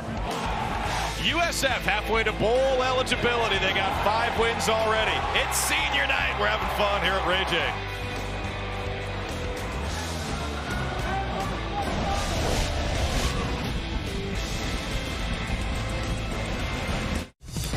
Welcome back to ESPN College Football Primetime, presented by Dr. Pepper. You are watching the American Conference on ESPN. It's halftime here in Tampa, where South Florida leads Charlotte 21-7 on senior night. Drew and Dustin back with you here at Raymond James Stadium. And Foxy, Charlotte looked great out of the gate. They punched him in the mouth ever since all bowls. At 9 plays, 71 yards, the opening drive, touchdown drive, then basically nothing after that. That's right. Joshim Bang just scored a touchdown on the opening drive, and you'll see it right here. Charlotte went right down the field on those 9 plays, as you mentioned, 70-plus yards in under 5 minutes, banged a touchdown. Then defensively, they come up with a big 4th down stop after a botched onside kick. An amazing play by Demetrius Knight. Looked like the 49ers were in business, but after that, USF took over. Well, Charlotte on 4th and 1 at their own 10-yard line decides to go for it. They take a deep ball shot down the field, incomplete, and then USF comes right back to Sean Atkins. It's been the Sean Atkins show tonight. This guy has done it all for this offense, including throwing a touchdown pass right here. Beautiful throw. Looks like he can play quarterback. Maybe Charlotte wants to get him play quarterback for them. And goodness gracious. And then the USF offense again goes down the field, mostly running on the final drive. But we've got to show you the end of the first half because it was absolute bananas. A great interception by Daquan Evans, number 0. Ends up running, I don't know, like 150 yards near midfield and comes all the way down the sidelines. And this was a wild sequence of events because it looks like for a moment he scores a touchdown. There's a penalty, and so it comes back, and then they actually review the call. He didn't score, and so the penalty's declined. So all of that for naught. We'll have the highlight forever. The fans here at Ray J will have the moment. South Florida won the toss, elected to defer, so they'll start the 3rd quarter with the football. We'll check out the first half stats. Over half the total offense for Charlotte in the first half came on that opening drive when they went for 71 yards and a touchdown. Ever since, they've had 3 and outs and an interception. And that's it. 2 interceptions, actually, after that pick by Day Evans. Meanwhile, for USF, you see the passing yards. Byron Brown, their quarterback, has set a new single-season program record as he approaches 3,000 yards through the year. And for an offense in Charlotte that only averages about 17 points a game, it's not looking too good right now. Byron Brown, a threat with the legs, rolling to his right, throws up the sideline. That was dangerous, and Demetrius Knight got a piece of it again. He's the one who deflected that 4th down pass back in the first quarter, and he's got 3 interceptions this year.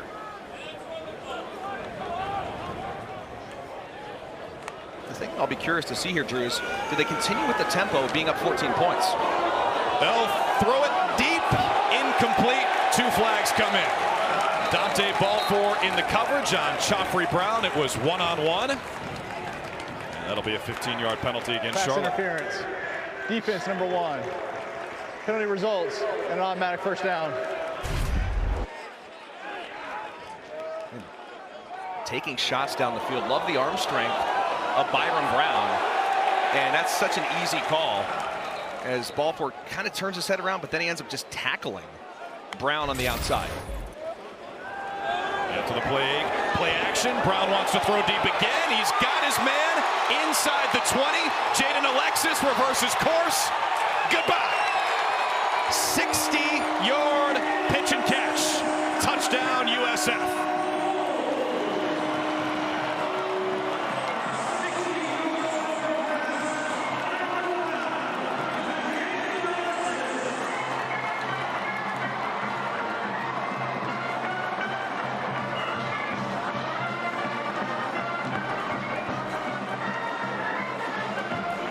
Ball a little bit underthrown to Alexis, but it was in triple coverage. Probably a smart throw because it was underthrown a little bit, allowed Alexis to come back to the football, and then it was all him after that.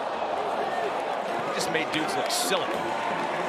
John Cannon's extra point is good. Look at that scoring drive. 2 plays, 75 yards, and a touchdown. The second passing touchdown of 60+ tonight. Take a look. Brown, good job seeing the pressure come in the pocket. Again, the ball a little bit underthrown there as Dantes Fagan's trying to make a play, and then he just cuts and reverses field and shows the speed at the end of this. This USF offense, Drew, is so much fun to watch. The future is bright in South Florida. Almost as bright as that slime green. Almost. Oh, look out. Look out. Got a little hot at halftime. Sleeves have come off. Sleeves have come off. Code red. Biff Poggi's cutoff is his signature look. In fact, in the team photo earlier this year, he showed up in a polo, and the players basically revolted, he said. They made him take off the polo and cut the sleeves off another shirt. How about the hat, too? Does it say run the dang ball? It says run the dang ball. He's a character. He is in a good way, though. I mean, I've really enjoyed our conversations with him this week, Drew, and learning about his role with this program and how much he really cares about the young student athletes. Henry Rutledge will return it from his goal line. Out to the 25, and he's dropped there. So Biff Poggi, maybe the most interesting character in college football. His whole mantra is transformational, not transactional. And this is how he lays it out. Transactional is when the coach tells player what the player wants to hear. Come on in, we'll make you an NFL player, get NIL money. And a lot of the time it's not true. Transformational is when the coach tells the player what the player needs to hear. You might not start. You might not make the NIL money. Recruiting is another word for lying, says Biff Poggi. He's about anti-recruiting.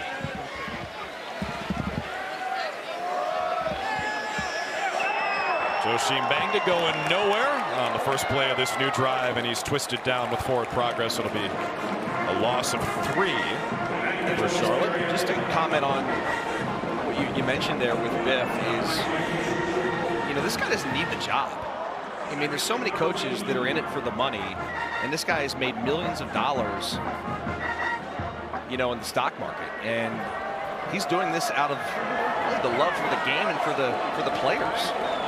Steven Johnson is his new quarterback. Johnson's first pass is complete. That is enough for a first down for Charlotte as Jairus Mack makes the grab.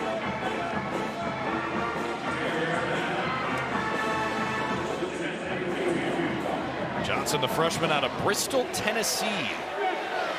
Getting some action here. Dom Schaffner was listed as the backup. Jalen Jones, their starter, out for the year. Ivy got the start. Bangda on the carry out to the right side. He picks up 6 on first down. Tavin Ward, the quarterback, makes the tackle. Now Ivy, again, great on that first drive, but struggled afterward. And you see that first half drive summary. All those punts are 3 and outs, then a turnover on downs, and then 2 interceptions.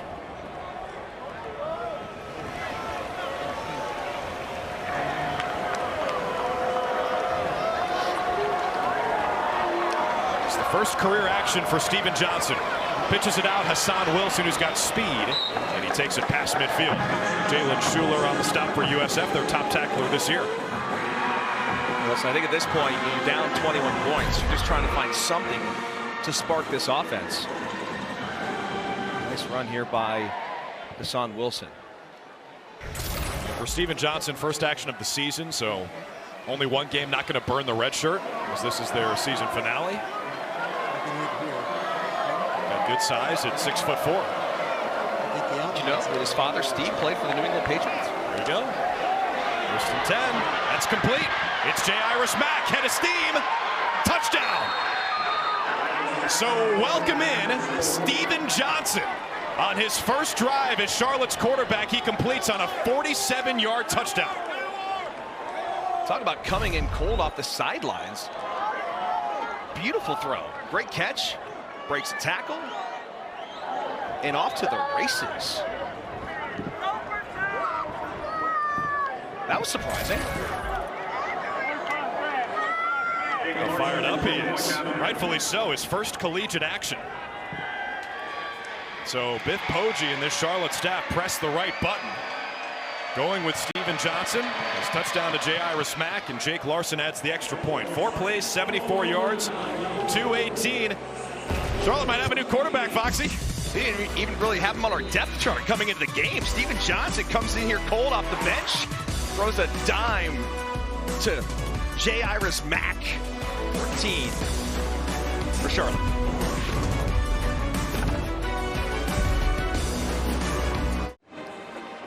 Well, folks, if you're wondering who the heck is that, that's Steven Johnson, who wasn't even listed on the depth chart for Charlotte. Just came in his first collegiate action. Freshman quarterback redshirted last year. Just threw his first career touchdown pass for the 49ers to J. Iris Mack. He was a 2-year starter there in the state of Tennessee in high school. Threw for 976 and 7 touchdowns. In fact, was the player of the year.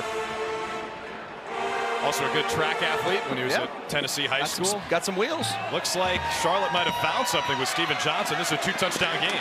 Matthew Hill on the return for South Florida. Look out. Hill cuts it back, and he's dragged down on the plus side of the 50. So a little momentum for Charlotte. Extinguished right away. Randy Franklin makes the stop. And just like that, I mean, this Bulls team is so explosive, whether it be offensively, with their wide receivers, the running backs, and now you see it on special teams. And as you just said, partner, all that momentum just wiped away. 51-yard return for the senior safety, Matthew Hill.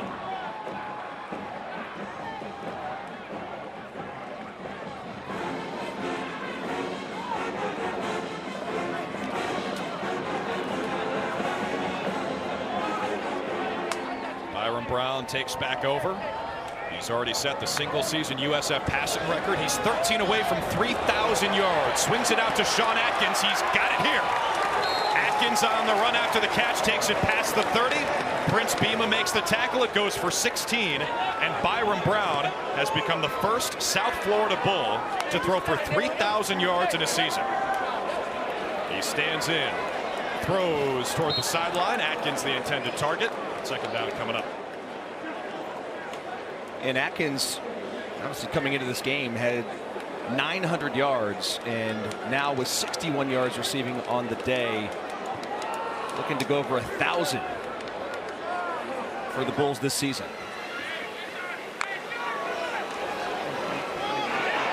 Brown pulls it at the last second, spins out of trouble, puts his shoulder down, and drags defenders toward the marker. Give him 7 on 2nd and 10. They're inside the 25, 3rd and short coming up. Great effort from the quarterback. A tremendous effort. He just got to be careful. He's a young buck here, or a young bull, I should say, right? I mean, this guy has taken a couple of shots tonight by lowering the boom on the defenders. And I know it's week 13, but this guy is obviously the future here for South Florida. Under further review. I think it's for targeting, this review. Yeah, I agree. Byron Brown was pointing at his helmet. I mean, again, he put himself in harm's way. He's done that second time. Yeah. First time, frankly, I thought it could have been targeting on him. Right. He lowered his own helmet.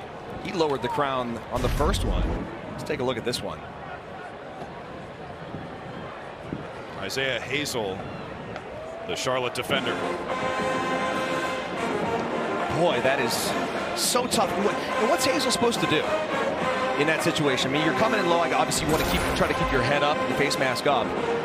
But when Brown dips his shoulder pads and drops his helmet, that creates that contact. So, important thing to keep in mind here. Brown as a ball carrier is not defenseless. So, it's got to be targeting with the crown of the helmet. If Hazel doesn't show the crown of his helmet, which is a 6-inch radius from the top of the helmet, it can't be. It does look like his helmet is down, though.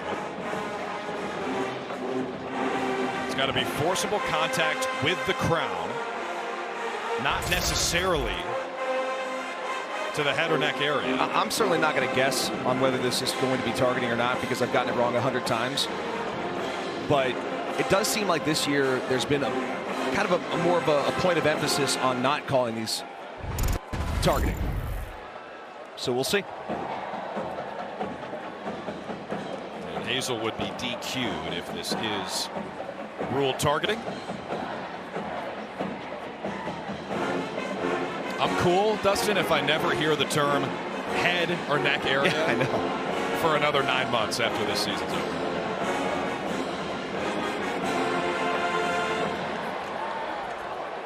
And get the call from Nate Black.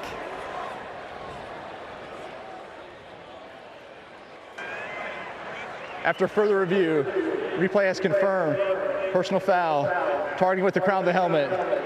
Defense number 13. Penalty is half the distance to the goal.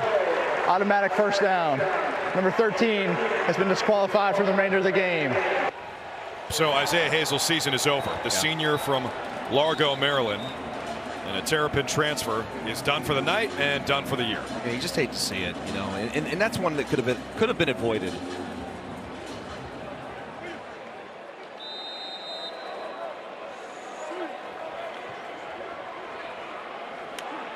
I think the officials would say, got to keep your head up. Yeah, I mean, he does. He's got to come in there and, you know, keep his eyes on the ball carrier. But again, the contact was created by the runner. First down and 10. Naquan Wright dropped at the line of scrimmage. A flag comes in the backfield. And Charlotte frustrated. Stone handy. Holding. Apoplectic. Offense number 18. 10-yard penalty. First down. That's the tight end, Weston Wolf. Another Maryland transfer playing in today's game.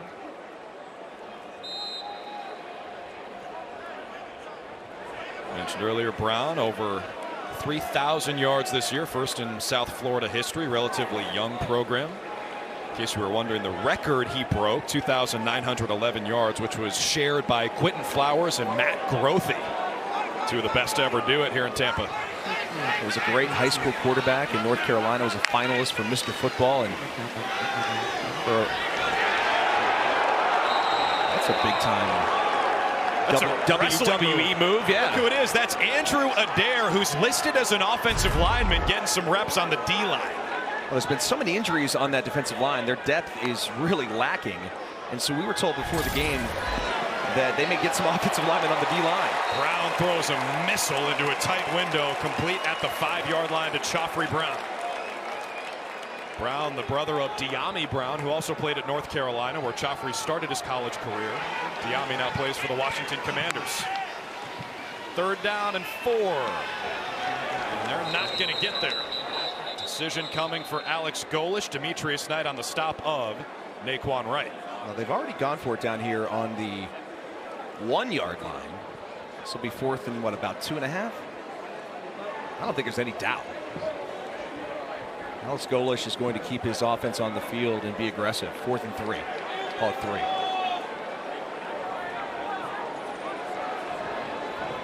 Well, a field goal here makes it a 3-possession game. Charlotte has not shown much offensive proclivity tonight, although they do have a new quarterback in who looked good. Yeah, we have no idea what Steve Johnson could do on the next drive, but his last drive looked phenomenal. They failed on 4th and goal from the 1 in the first quarter. This is 4th and 3. They go inside the 1. They can pick up a first down. Not going to snap it. And Golesh did call the timeout before the flag came in. South Florida. Well, if you're going to kick it, I'd almost take the penalty and keep the timeout. Take away that sharp angle on the kick. So we'll see what they're going to do here when we come back.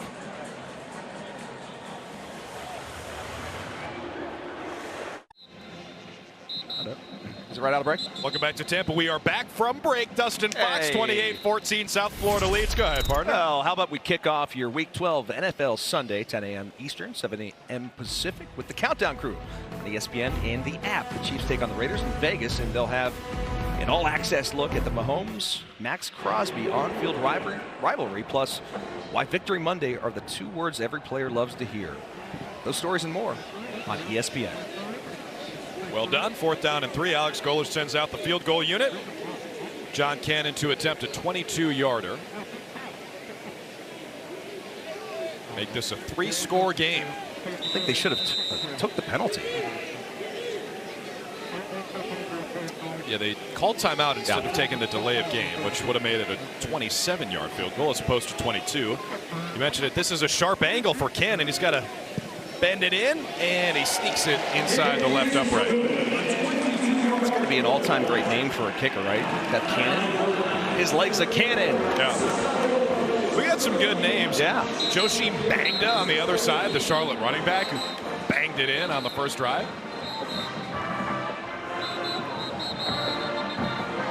Biff Poggi's a pretty good name, too. Yeah, absolutely. Biff's given name is Francis Xavier. Told us a story about where the nickname Biff came from. Said his mom was a little bit older when he was born, so she was praying, hey, God, if he's a healthy baby, I'm going to name him after St. Francis. Biff's older brother was 11 and wanted to name him Spike. She said, no, try again, so his brother came up with Biff as the second option, and that became his nickname. Looks like a Biff. Does he? I think it's just a really Never cool, seen one before. Just a really cool nickname. Onside kick here for USF, and they got it. Bulls football. How about Alex Golesh leading by 3 scores, dials up the onside kick, and they come away with it. Well, giving Charlotte a little taste of their own medicine here. Remember, Charlotte tried an onside kick after they scored the opening touchdown. And it looks like Young is going to be the one. This is called an avalanche onside. Trust me, I know, because it's been ran against me many times as I was on the kickoff return team. And if you're that center, it is very difficult to go get that football. They're going to make sure it went 10 yards. Yesias Young on the recovery for South Florida. This will be reviewed.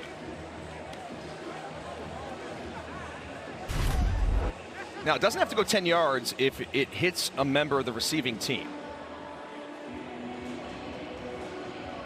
And the whole idea behind this, Drew, is you're on the kickoff team and it does go 10 yards.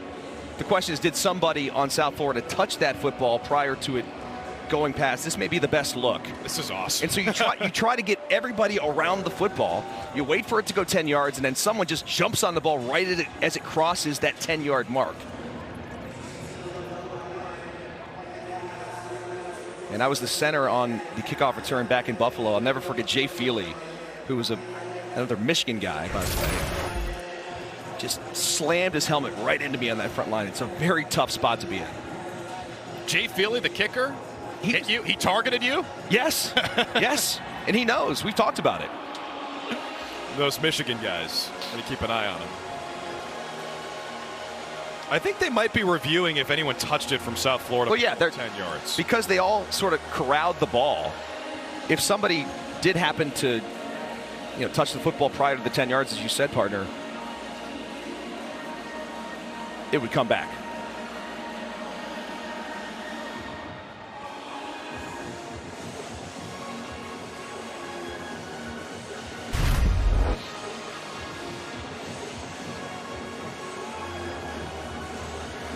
Would you call that the avalanche? It's called the avalanche onside kick, yeah.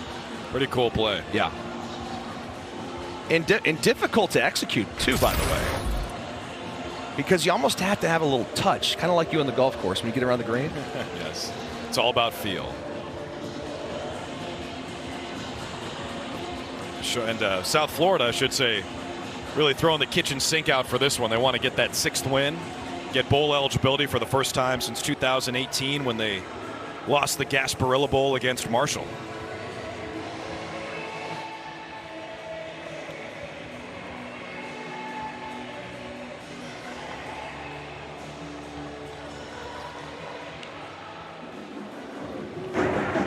After further review, the ruling on the field stands. First down, South Florida. Please reset the game clock to 9 minutes, 8 seconds. So credit Yesias Young on the recovery.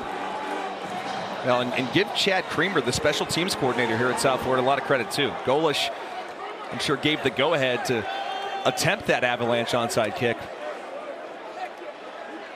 But a well-designed play and even better execution. And Brendan Farrell on the kick itself.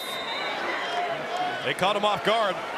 South Florida retains possession. So an opportunity to double dip after they take the points in the last drive. 2 for 1. Brown's pass is complete. That was a seed on the money to Joffrey Brown. Brown to Brown for 9 yards. Dante Balfour on the coverage.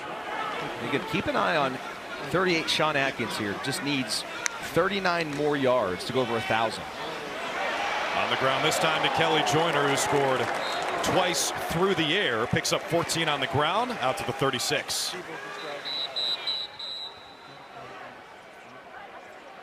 And what do we have here? An injured 49er. It's Demetrius Knight. He's been their best defender this season. Got a pick 6 at Maryland, week 2, a game that Biff Poggi's team led by 2 touchdowns early. And Knight entered tonight with 85 tackles, 3rd best in the American Conference.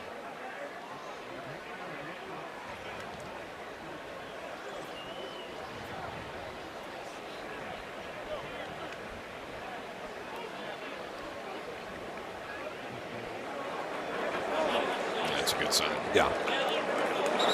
As you mentioned, one of the leaders on this defense, the leading tackler, and it's been everywhere.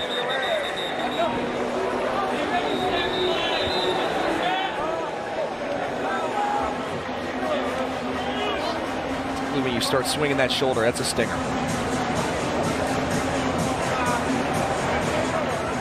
Well, I'm sure South Florida fans feel that opposing defenders get injured at a higher than normal rate against their tempo. It's 1st down and 10 for USF. Brown swings it outside. Joyner's got it, goes down in a hurry. Stone Handy, another great name, makes the stop. Handy, the Indiana transfer. Starting DN for Charlotte.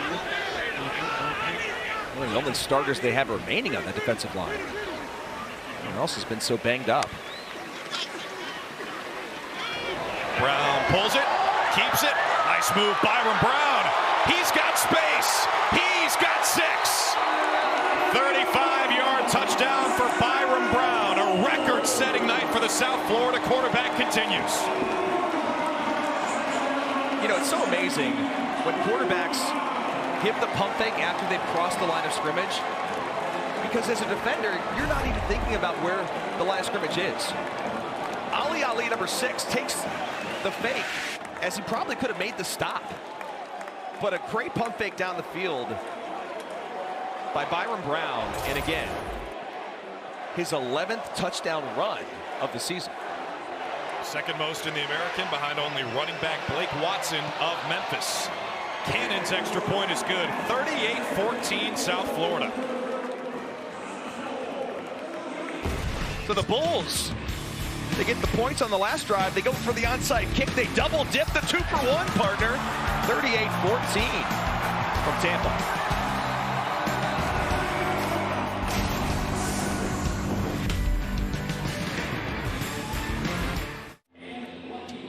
What a night for Byron Brown. 4 total touchdowns, over 250 total yards. Just ran one in from 35 yards out. Speaking of dual threat quarterbacks, next week in Minneapolis, the matchup is Josh Dobbs and the Vikings against Justin Fields and the Bears. 8 Eastern, 5 Pacific on ABC, ESPN. ESPN Deportes, you got the Pastronaut, Josh Dobbs, who's a literal rocket scientist, against an Ohio State alum, Justin Fields. So 2 high IQ quarterbacks doing battle Monday night. Pretty incredible what Dobbs has been able to accomplish in just a few weeks. Henry Rutledge returns it out past the 30 for Charlotte. Speaking of quarterbacks, check out Byron Brown as he left the field after that 35-yard touchdown run. A big hug. And a lot of love there on the sidelines, and why not? This guy has done everything for this football team this season. Just a first-year starter, and having a career year for this offense. And will we see more of him? Up 24 points.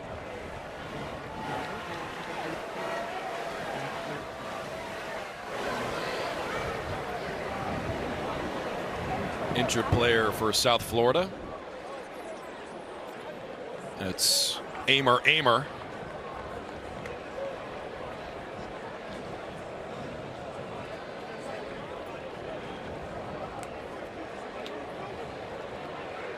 Some of these you wonder if they're cramps. 68 degrees and mostly cloudy in Tampa right now. Absolutely gorgeous night here. As we cross the 10 o'clock marker. Just getting our steaks last night at Burns about this time. The legendary steakhouse here in South Florida. About 3 hours, we'll be having our desserts. Nice little bananas Foster. That's right. What's that dessert you got? I had a little taste of it. I didn't get dessert. My body's a temple. Your body is a temple. Just kidding. I got a s'mores brownie. It was phenomenal. You got the workout in this morning on the stair climber. Had to do it. Get it in, man. That's a good sign. As Aymer helped up by his head coach, Alex Golesh.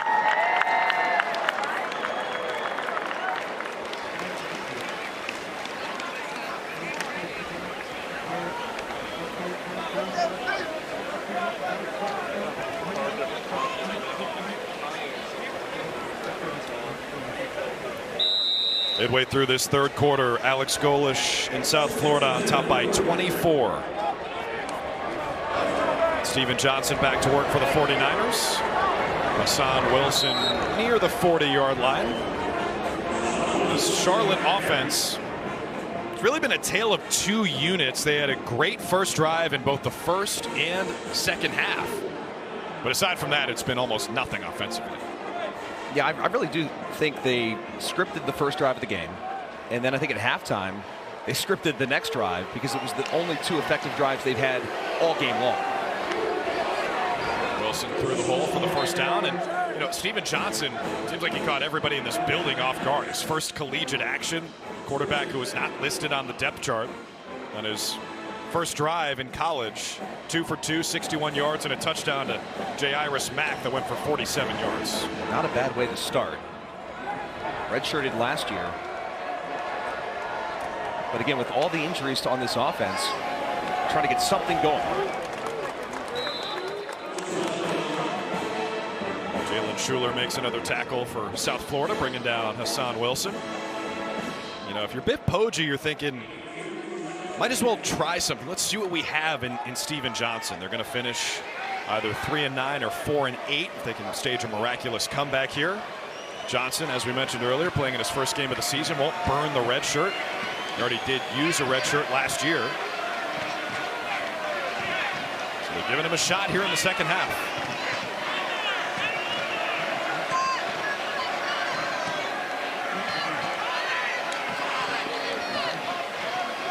Johnson runs the option here and slides down near midfield. It's where he started the slide, so they'll mark him down after a gain of 3. 3rd and 5 coming up. You mentioned he was a track star growing up and shows some wheels there.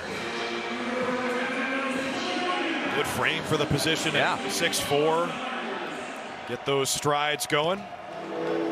Biff Poggi, as his hat said, likes to run the damn ball. They're 1 for 7 on 3rd down tonight. They like to be in front of the sticks, and maybe they got 2 plays to gain 5 here. I don't think there's any question at midfield that this is 4 down territory. Run the dang ball, excuse me. Biff 1-8. A pass from Johnson, short of his intended target, Andrew Jacobs. 4th down coming. As I said, don't think there's any question here.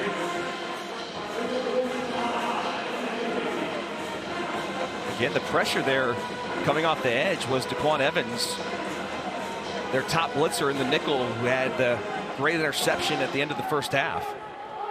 So 4th and 5. Steve Johnson probably going to have to put this one in the air. Look at all the tight ends they've got in the game. I mean, they've got 3 tight ends. I think a timeout is going to be called here by USF. Little confusion. Second charge timeout, South Florida. 30 seconds. Yeah, 12 players on the field. You see that play card behind Biff Poggi had Tom Brady on it with all his rings? It's kind of fitting here at Raymond James Stadium. Just to the left of Thomas the Tank Engine. Also a Michigan guy. I mean, it's okay, Dustin. It's okay. I know every slight reference to Michigan's going to hurt today. The Wolverines own a little real estate in my brain this evening, partner. Now, there are a lot of ties to the game in this game. You got a Michigan man versus a Buckeye on the sidelines. Biff Poggi, He's got a special place in his heart for Jim Harbaugh, 2 different stints on his staff, and then Alex Golesh, a graduate of Ohio State, who was a student assistant when you were there, Foxy, in 04. And, you know, Biff Poggi tweeted last week he invited Jim Harbaugh to the sideline for this game. This may be a free play. Free play and a first down, so Johnson spirals it toward the sideline. It falls incomplete, but this 5-yard offside penalty will move the chains. Offside. Defense number 10. 5-yard penalty results in a first down. Jonathan Ross, the senior from Waldorf, Maryland, transfer from Bowie State. First down. And just to your point, Drew, about the Michigan ties for Biff Poggi, he really wants to model his program after University of Michigan. And what that means is he's going to have fullbacks. He's going to have tight ends. They're going to run the dang ball, as his hat says. That's what they do here on first down. Hassan Wilson with a short gain. Now, it's different from Alex Golesh, who, as we said, they're not as pass heavy as people might think in Tennessee and now South Florida. But they do throw it around. Biff Poggi says we like to run it around. What was Alex Golesh like as a student assistant at Ohio State? He was just a kid. I mean, it's so funny. We were the exact same age almost. I mean, the guy is 39 years old. He was a student assistant. And, you know, in those roles, I mean, you're getting the coffee. You know, you're the guy that's, you know, charting plays. So it's amazing to see the rise he's had in the coaching ranks. Toshi banged the games 2 on second down. I might be wondering, what do these guys look like? Back in the day, there's Weston Fox, steady at defensive back for Ohio State, 4-year starter. Very crafty. Very crafty. That was a gym rat. First guy in, last guy out. No doubt.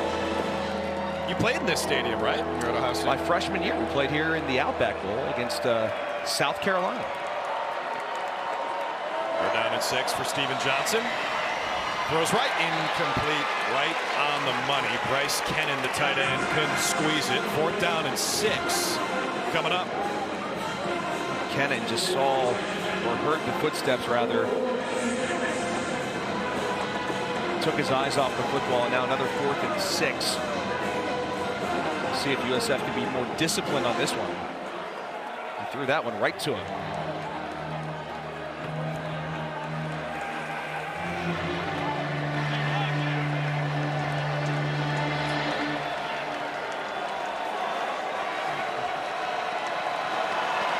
Fourth down and 6. Steven Johnson, the jump pass, threw it right to him. Interception for South Florida. Mac Harris was down before he fumbled it.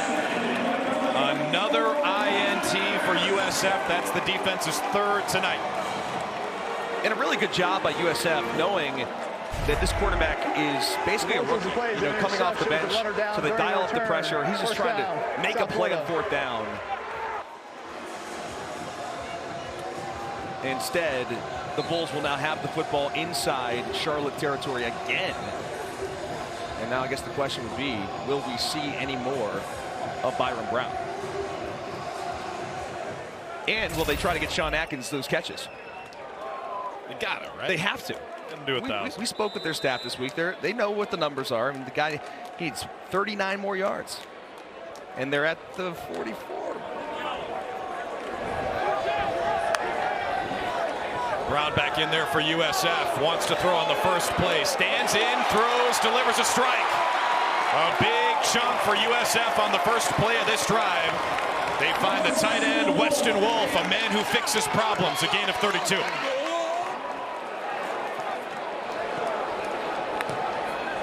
.330 to play in the 3rd. Michael Dukes on the carry from the gun down to the 10-yard line.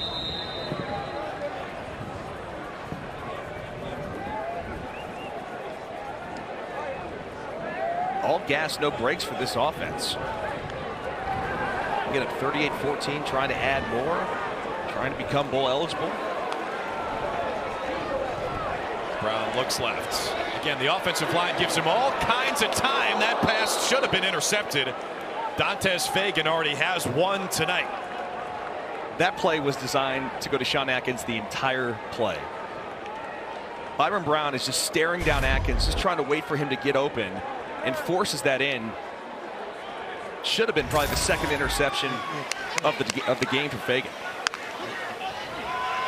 They drew him off sides. Free play here for Brown in South Florida. End zone throw, incomplete. Almost had another flag on the back end with pass interference, but they'll get the offside. Michael Brown-Stevens, the intended target. Defense number 56. 5-yard penalty. Still third down.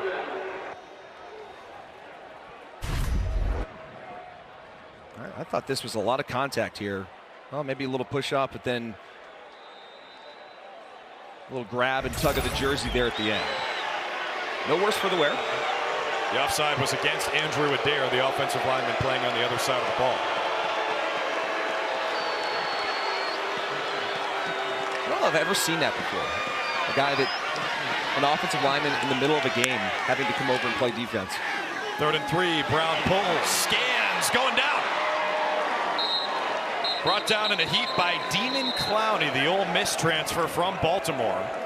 Ends up with a football. Really on the field, the runner's knee was down. Brown was sacked. 4th down coming here for South Florida. We'll take a look at Clowney here. Does a good job.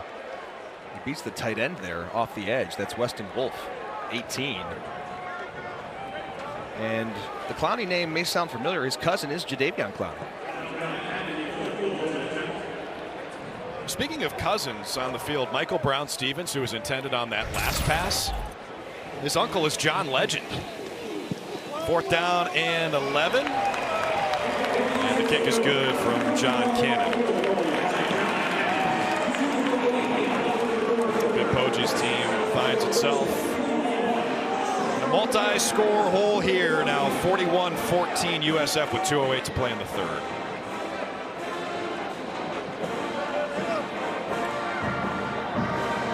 Biff Poggi understands how limited they are and how severely banged up they are defensively. And I think he's just proud that they sort of bowed up there and didn't give up inside the red zone.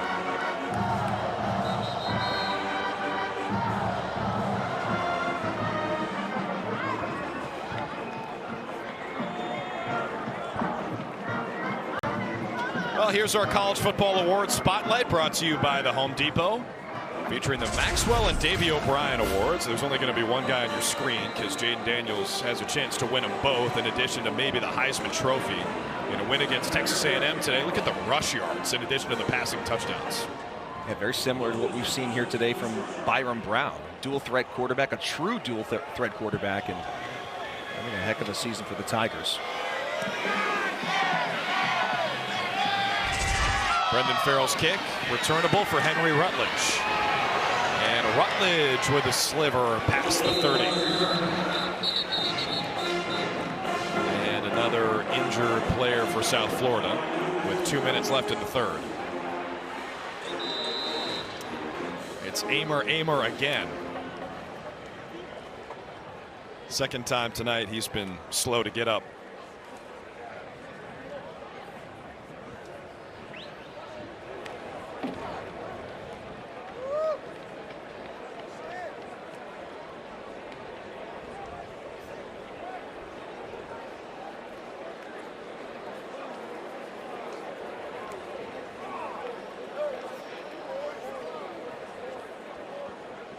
Big game for South Florida tonight as they chase down bowl eligibility. These are two relatively young programs. Charlotte in just their 9th year as an FBS team. South Florida started in 2000. Now they're both in the American Conference. This is their first matchup as league foes. And Charlotte has made that jump relatively quickly. FBS and then now make the move to the American.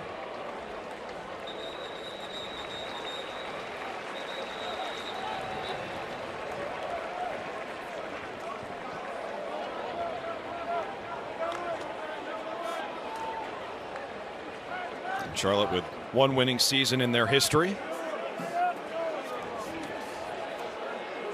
South Florida trying to get back to the heights that they achieved pretty recently. Back-to-back double-digit win seasons in 16 and 17. They got all the way up to number 2 in the country in 2007 with Matt Grothe at quarterback.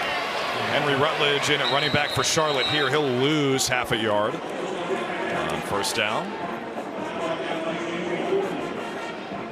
Tramel Logan, 5, and Gray and Slime was in there first for USF. You like those South Florida uniforms, partner? I like them on the field, and they look great on TV. More difficult for a broadcaster because the numbers are hard to read, but they are pretty sweet.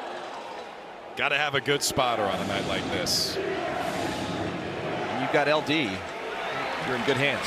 Thank goodness we have Rich Gaynor.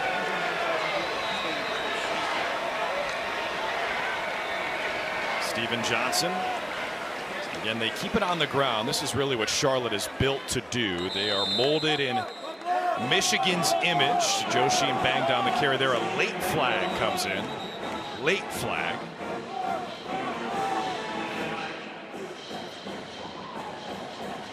Nate Black, what do you got?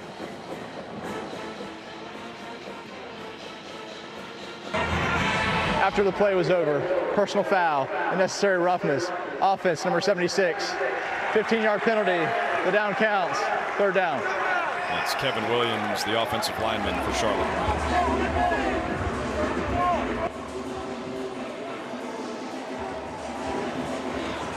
I think the USF uniforms are pretty sweet, to be honest. I do too. And Alex Golesh coming from Tennessee. I remember they had some all gray unis they sported a few times. He brought that down here to USF with a little slime green instead of the cream orange. It makes me think of the old Nickelodeon shows when you mentioned the slime. 3rd and 21. That pass is complete. Well short of a first down. Charlotte will have to send out the punt unit unless they want to go for it on 4th down, which it looks like they will. Gus McGee on the catch there. And now the 49ers opt to punt.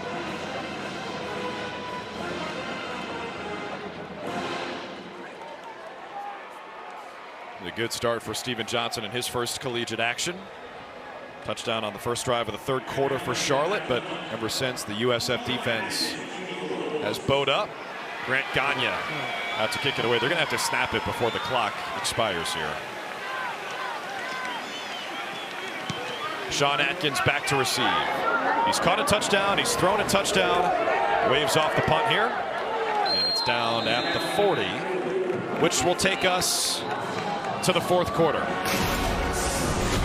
And everyone on the sideline puts up the number 4 as we go to the final 15 here in the final game of the regular season. All South Florida so far.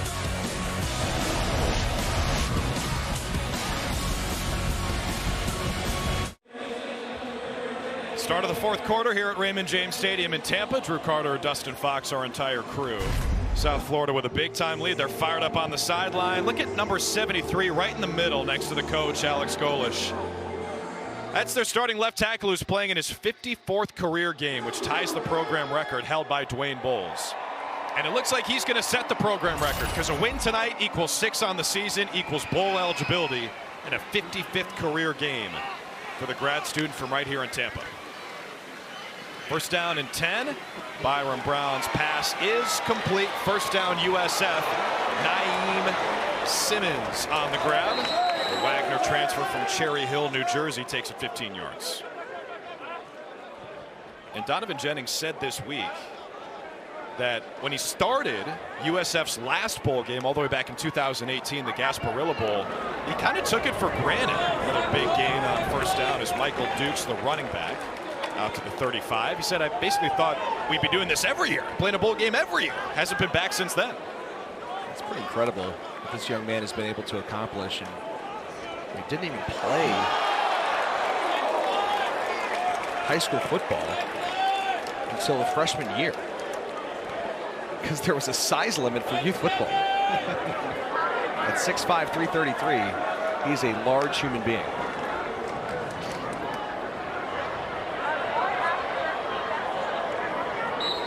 Testing the right side, it's Michael Dukes, who's been really effective tonight. Demetrius Knight on the tackle, and Knight's been everywhere. It's up to 90+ tackles on the season, which is top 5 all time in Charlotte program history. Again, a young program, moved up to FBS in 2015, started a couple years earlier. Right up the middle goes Dukes, sets up 1st down and goal for South Florida, and they're not taking their foot off the gas with this big lead. They're looking potentially put up a 50-burger here tonight. First and goal, Dukes toward the goal line.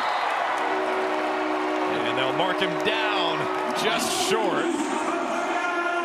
Here we go in the light show. On the field, as the runner was down, prior to the ball breaking the play of the goal line. PA announcer, second down. He thought it was a touchdown. The light guy thought it was a touchdown. Jumbotron, everyone thought it was. They were just trying to convince the officials. Yeah. Throw on the light show. I will say this, the green lights are pretty sweet with those slime green uniforms. Second and goal, Brown to the end zone. Touchdown! One-hander for Naeem Simmons. Another highlight for South Florida tonight. That's the 5th total touchdown for Byron Brown.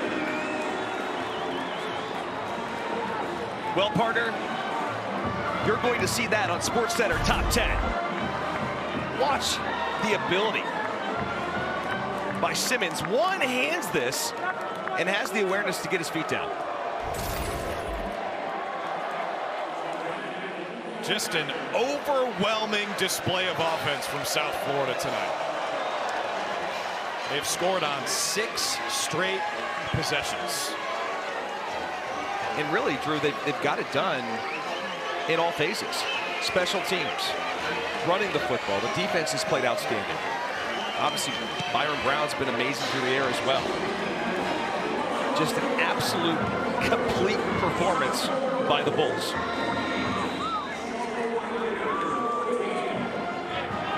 So Naeem Simmons with the amazing one-hander gives the Bulls the lead, 48-14.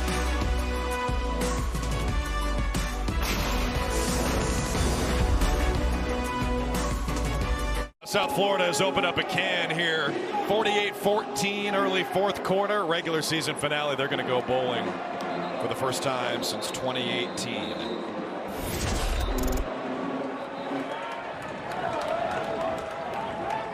It's a party here at Raymond James Stadium.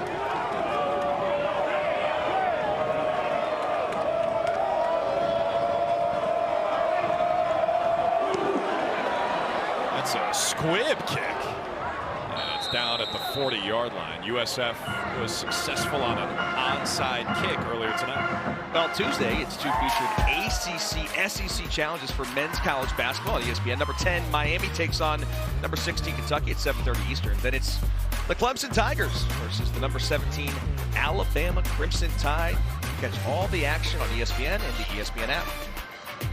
Bama Clemson feels like a college football playoff matchup a few years ago. Deshaun Watson.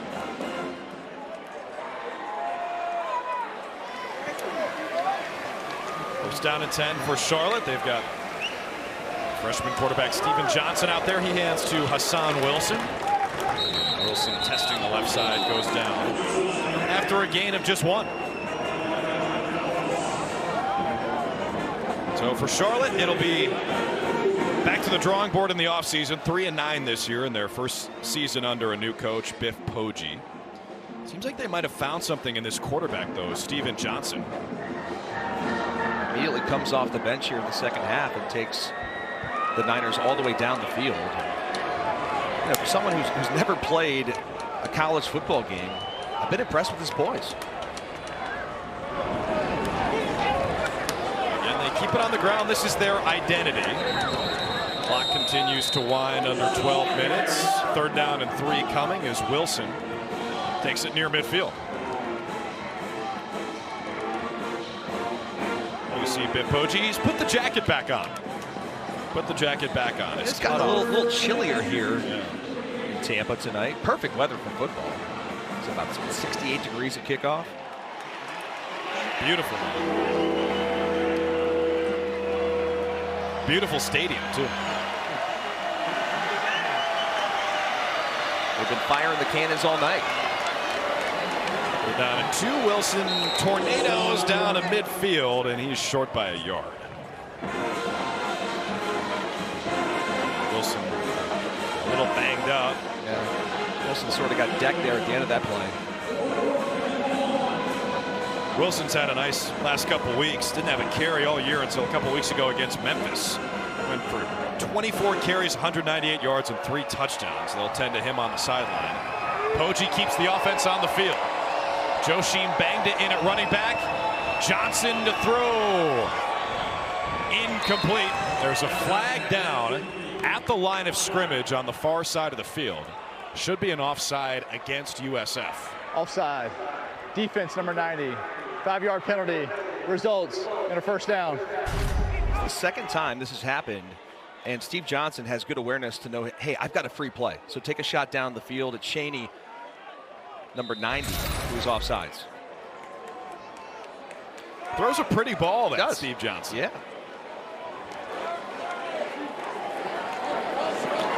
Hand off to Bangda, delivering punishment out at the 40. 5 on first down. Joshim Bangda, his third school. Came to Charlotte to play for his high school coach, Biff Poggi, from St. Francis Academy after 3 years at Kent State and 1 year at Towson. Shout out to the Tigers. Had a chance to call a couple of his Kent State games back when Sean Lewis was at Kent State.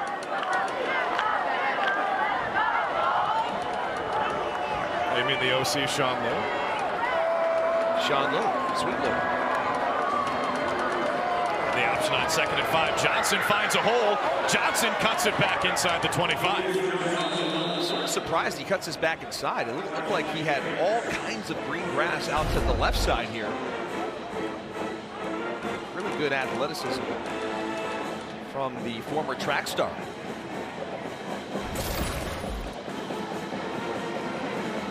Tennessee High School, native of Bristol, Tennessee. Picked up 18 there to bring them on the doorstep of the red zone. Under 10 to play in the 4th. Banged as the running back. He gets the call, and he gets banged down at the line of scrimmage. Jamie Petway hit him first here at Ray J. Now, this defense for South Florida is just continuing to fight, and that is not an easy dude to get on the ground. Benga's listed at 230. He might be 240. Well, this drive has had 6 plays, all of them runs by Charlotte. Run the dang ball. Indeed.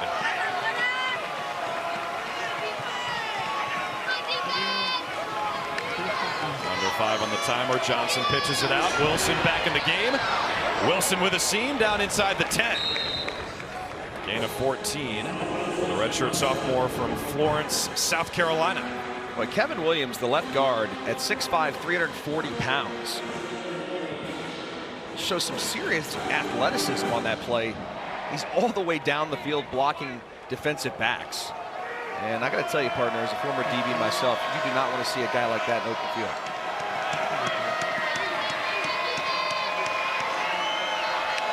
First and goal for the 49ers. Again, the give. Falling ahead for a couple. Wilson, he gains 2. What Poggi was telling us is, you know, the Big Ten, due to the weather, especially late in the season, you kind of have to run the ball. It's just harder to throw when it gets cold. In the American Conference, the footprint is almost as big, mostly in the South. I mean, we're in Tampa right now. They play in Charlotte, so it's a little bit different. But they still want to run it. Trying to bring that Big Ten flavor to the American. Look out. Johnson gets decked. Ball came out. Thought he might have been down. USF can house this. What great effort, though, on the back end by Hassan Wilson to chase him down. And I do think he was down, but there is an emphasis to let these plays play out. Willie on the field is a fumble recovered by the defense.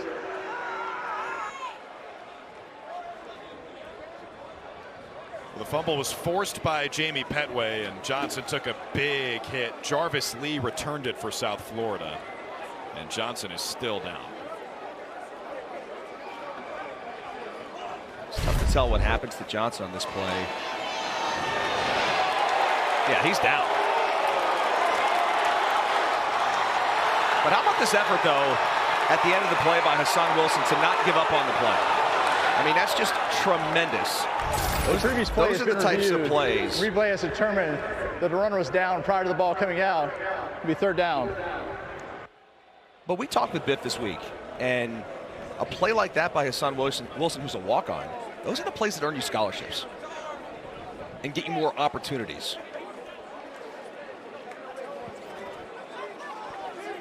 We'll step aside and check on Steven Johnson.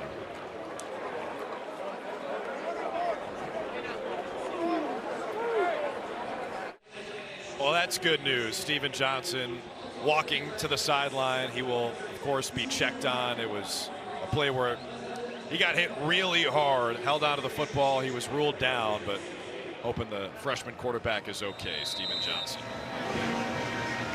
Drexler Ivy back in there at quarterback for Charlotte on a third down. Third and goal from the 19. Ivy sets up the screen. Joshim Bangda cuts upfield and gets blasted at the 10. Petway again, who is the one who hit Johnson, sending him to the sideline. And it'll be 4th and goal from the 10-yard line for the 49ers. Petway, who has sort of seen limited action this year, has been very impactful for this defense. Look at this shot. Lowers the boom on Bangda. Bang, bang play. Petway, the FAU transfer, he's been busy tonight. Ivy, the quarterback, played the entire first half. It was his 5th start of the season. 4th down and goal. Ivy rolling, looking, throwing. Incomplete. Almost a nice grab by a fan. And it's a turnover on downs. You gotta make that grab, dude. Get yourself a souvenir. That guy's name is Stone Handy. 6:20 left. South Florida about to go bowling.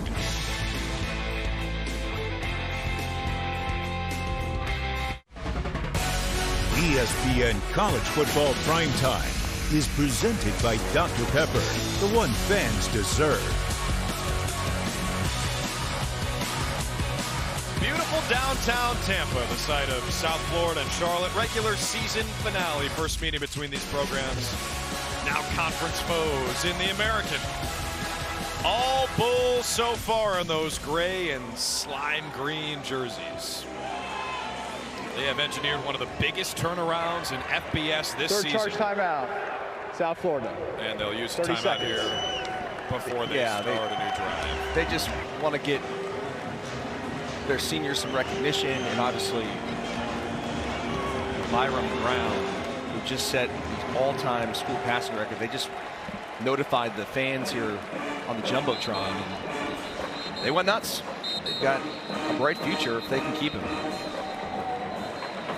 So it's interesting you say that, Dustin. Well, that's where we live in college football. You know, I think that there is a really bright future for him here at USF, and to play for a coach like Alex Golesh, who I think wants to spend a lot of time here. I don't think he's on a fast track to leave USF. They've got the money here and the facilities. And again, the big question is, can you find some NIL money for these star players at the Group of 5 level? Well, this is a program on the rise. South Florida was 4-29 combined over the past 3 seasons. Alex Golesh comes in, and they're going to go bowling here. They'll finish the regular season at 6-6. Bryce Archie is the quarterback, handed to Michael Dukes. And it'll set up third down.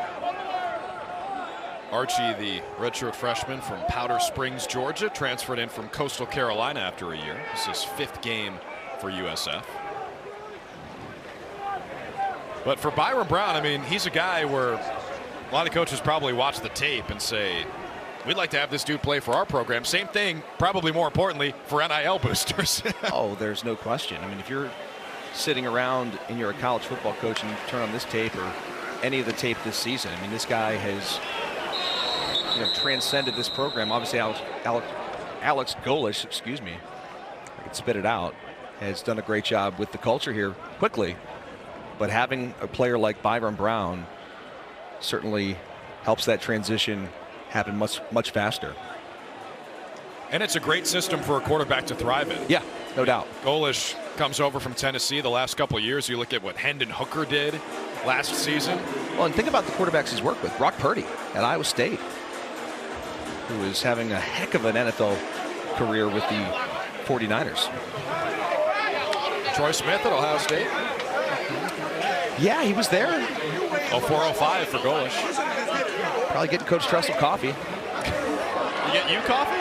I wish. I wouldn't drink it, though. Yeah. That punt takes a USF bounce inside the 40. And with under 5 to play, Charlotte will take over, and we will take a break.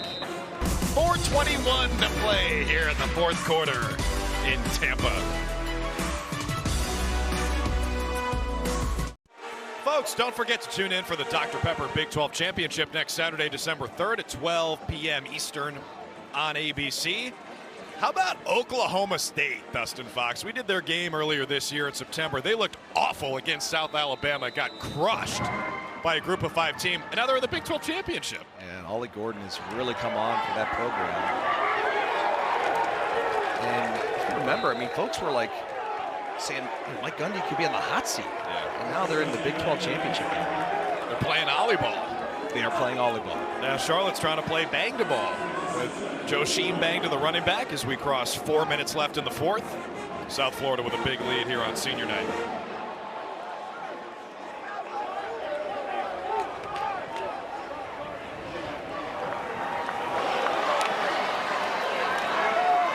Ivy, the quarterback, spins it out to the left side. First down for Randy Fields Jr.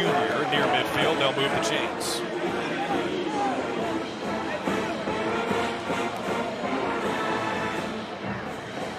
Drexler Ivy started this game, his 5th start of the year. He is a walk-on from Wake Forest, North Carolina.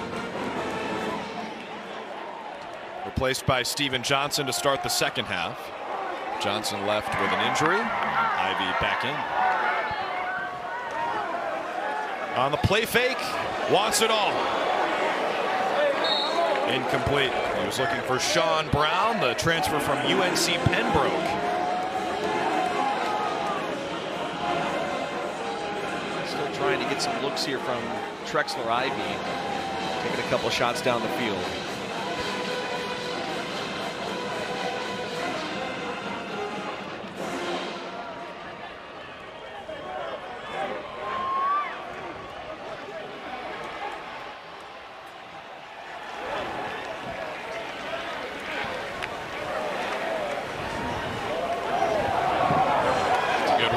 Bangda into USF territory, a couple of yards short of a first down.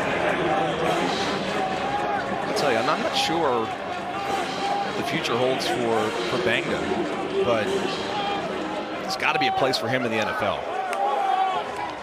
As physical as he's been.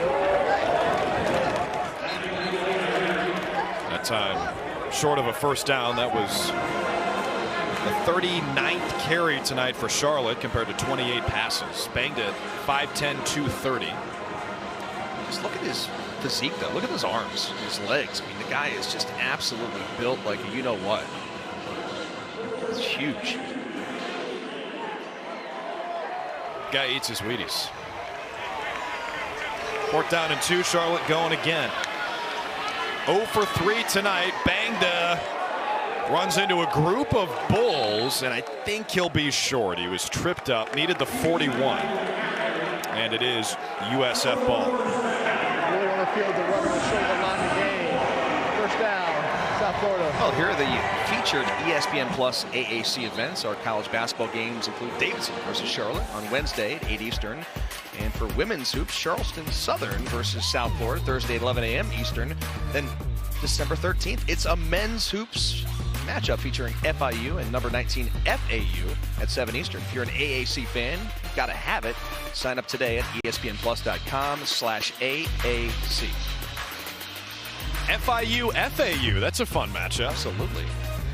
Well, South Florida showdown. The Owls are ranked again after their Final Four run. They had a big win, 2 days ago against Texas A&M? Yeah, you were watching that one. I was. Right? 2 minutes left. First down and 10 for South Florida. They across the 2-minute mark. And let's take a look. Next week, the American Conference Championship. Tulane hosting the championship for the 2nd year in a row. They play SMU. And bad news for the Mustangs. Their quarterback, Preston Stone, injured today. And hopefully he could be available Saturday, 4 p.m. Eastern on ABC. They'll need him. That's a tall task going in there and winning. I think Tulane has an opportunity here. New Year's 6, right? Again? Yeah.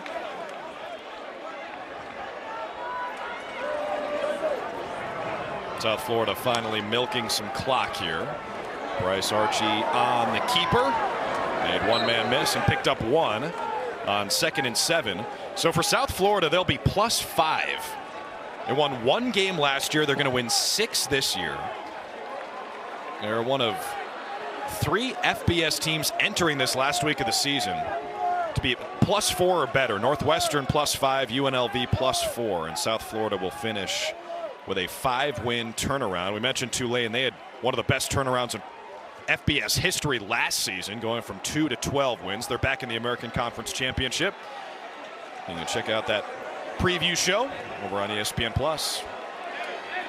Morgan Uber, one of the best in the biz. 3rd and 6. And that could be the final play of regulation and the final play of the regular season. It was Yesias Young who recovered the onside kick earlier. And look at Alex Golesh. He's taken South Florida back to the postseason. A well-deserved Gatorade shower for the first-year head coach. USF is going bowling. Remarkable turnaround here for the Bulls. From 1 win to going bowling and putting up ridiculous school record numbers on offense. They pick up their 100th win here at Raymond James Stadium. Troy Wallace playing at the home for the Bucks because they're moving to a new stadium in a couple of years, but this was a fun night. Yeah, a lot of fun. And we'll see both staffs gracious with their time during Thanksgiving week. So we really appreciate that. Well, South Florida dominant tonight. 48-14 the final score. Alex Golesh and company heading to the postseason. For our entire crew, led by Darren Chapetta and Rick Tugman, my phenomenal partner Dustin Fox, everyone helping us out up here in the booth, spotter Rich Gaynor, Statsman Sean Salisbury, I'm Drew Carter saying so long from Tampa. Coming up, College Football 150, the greatest, presented by Xfinity.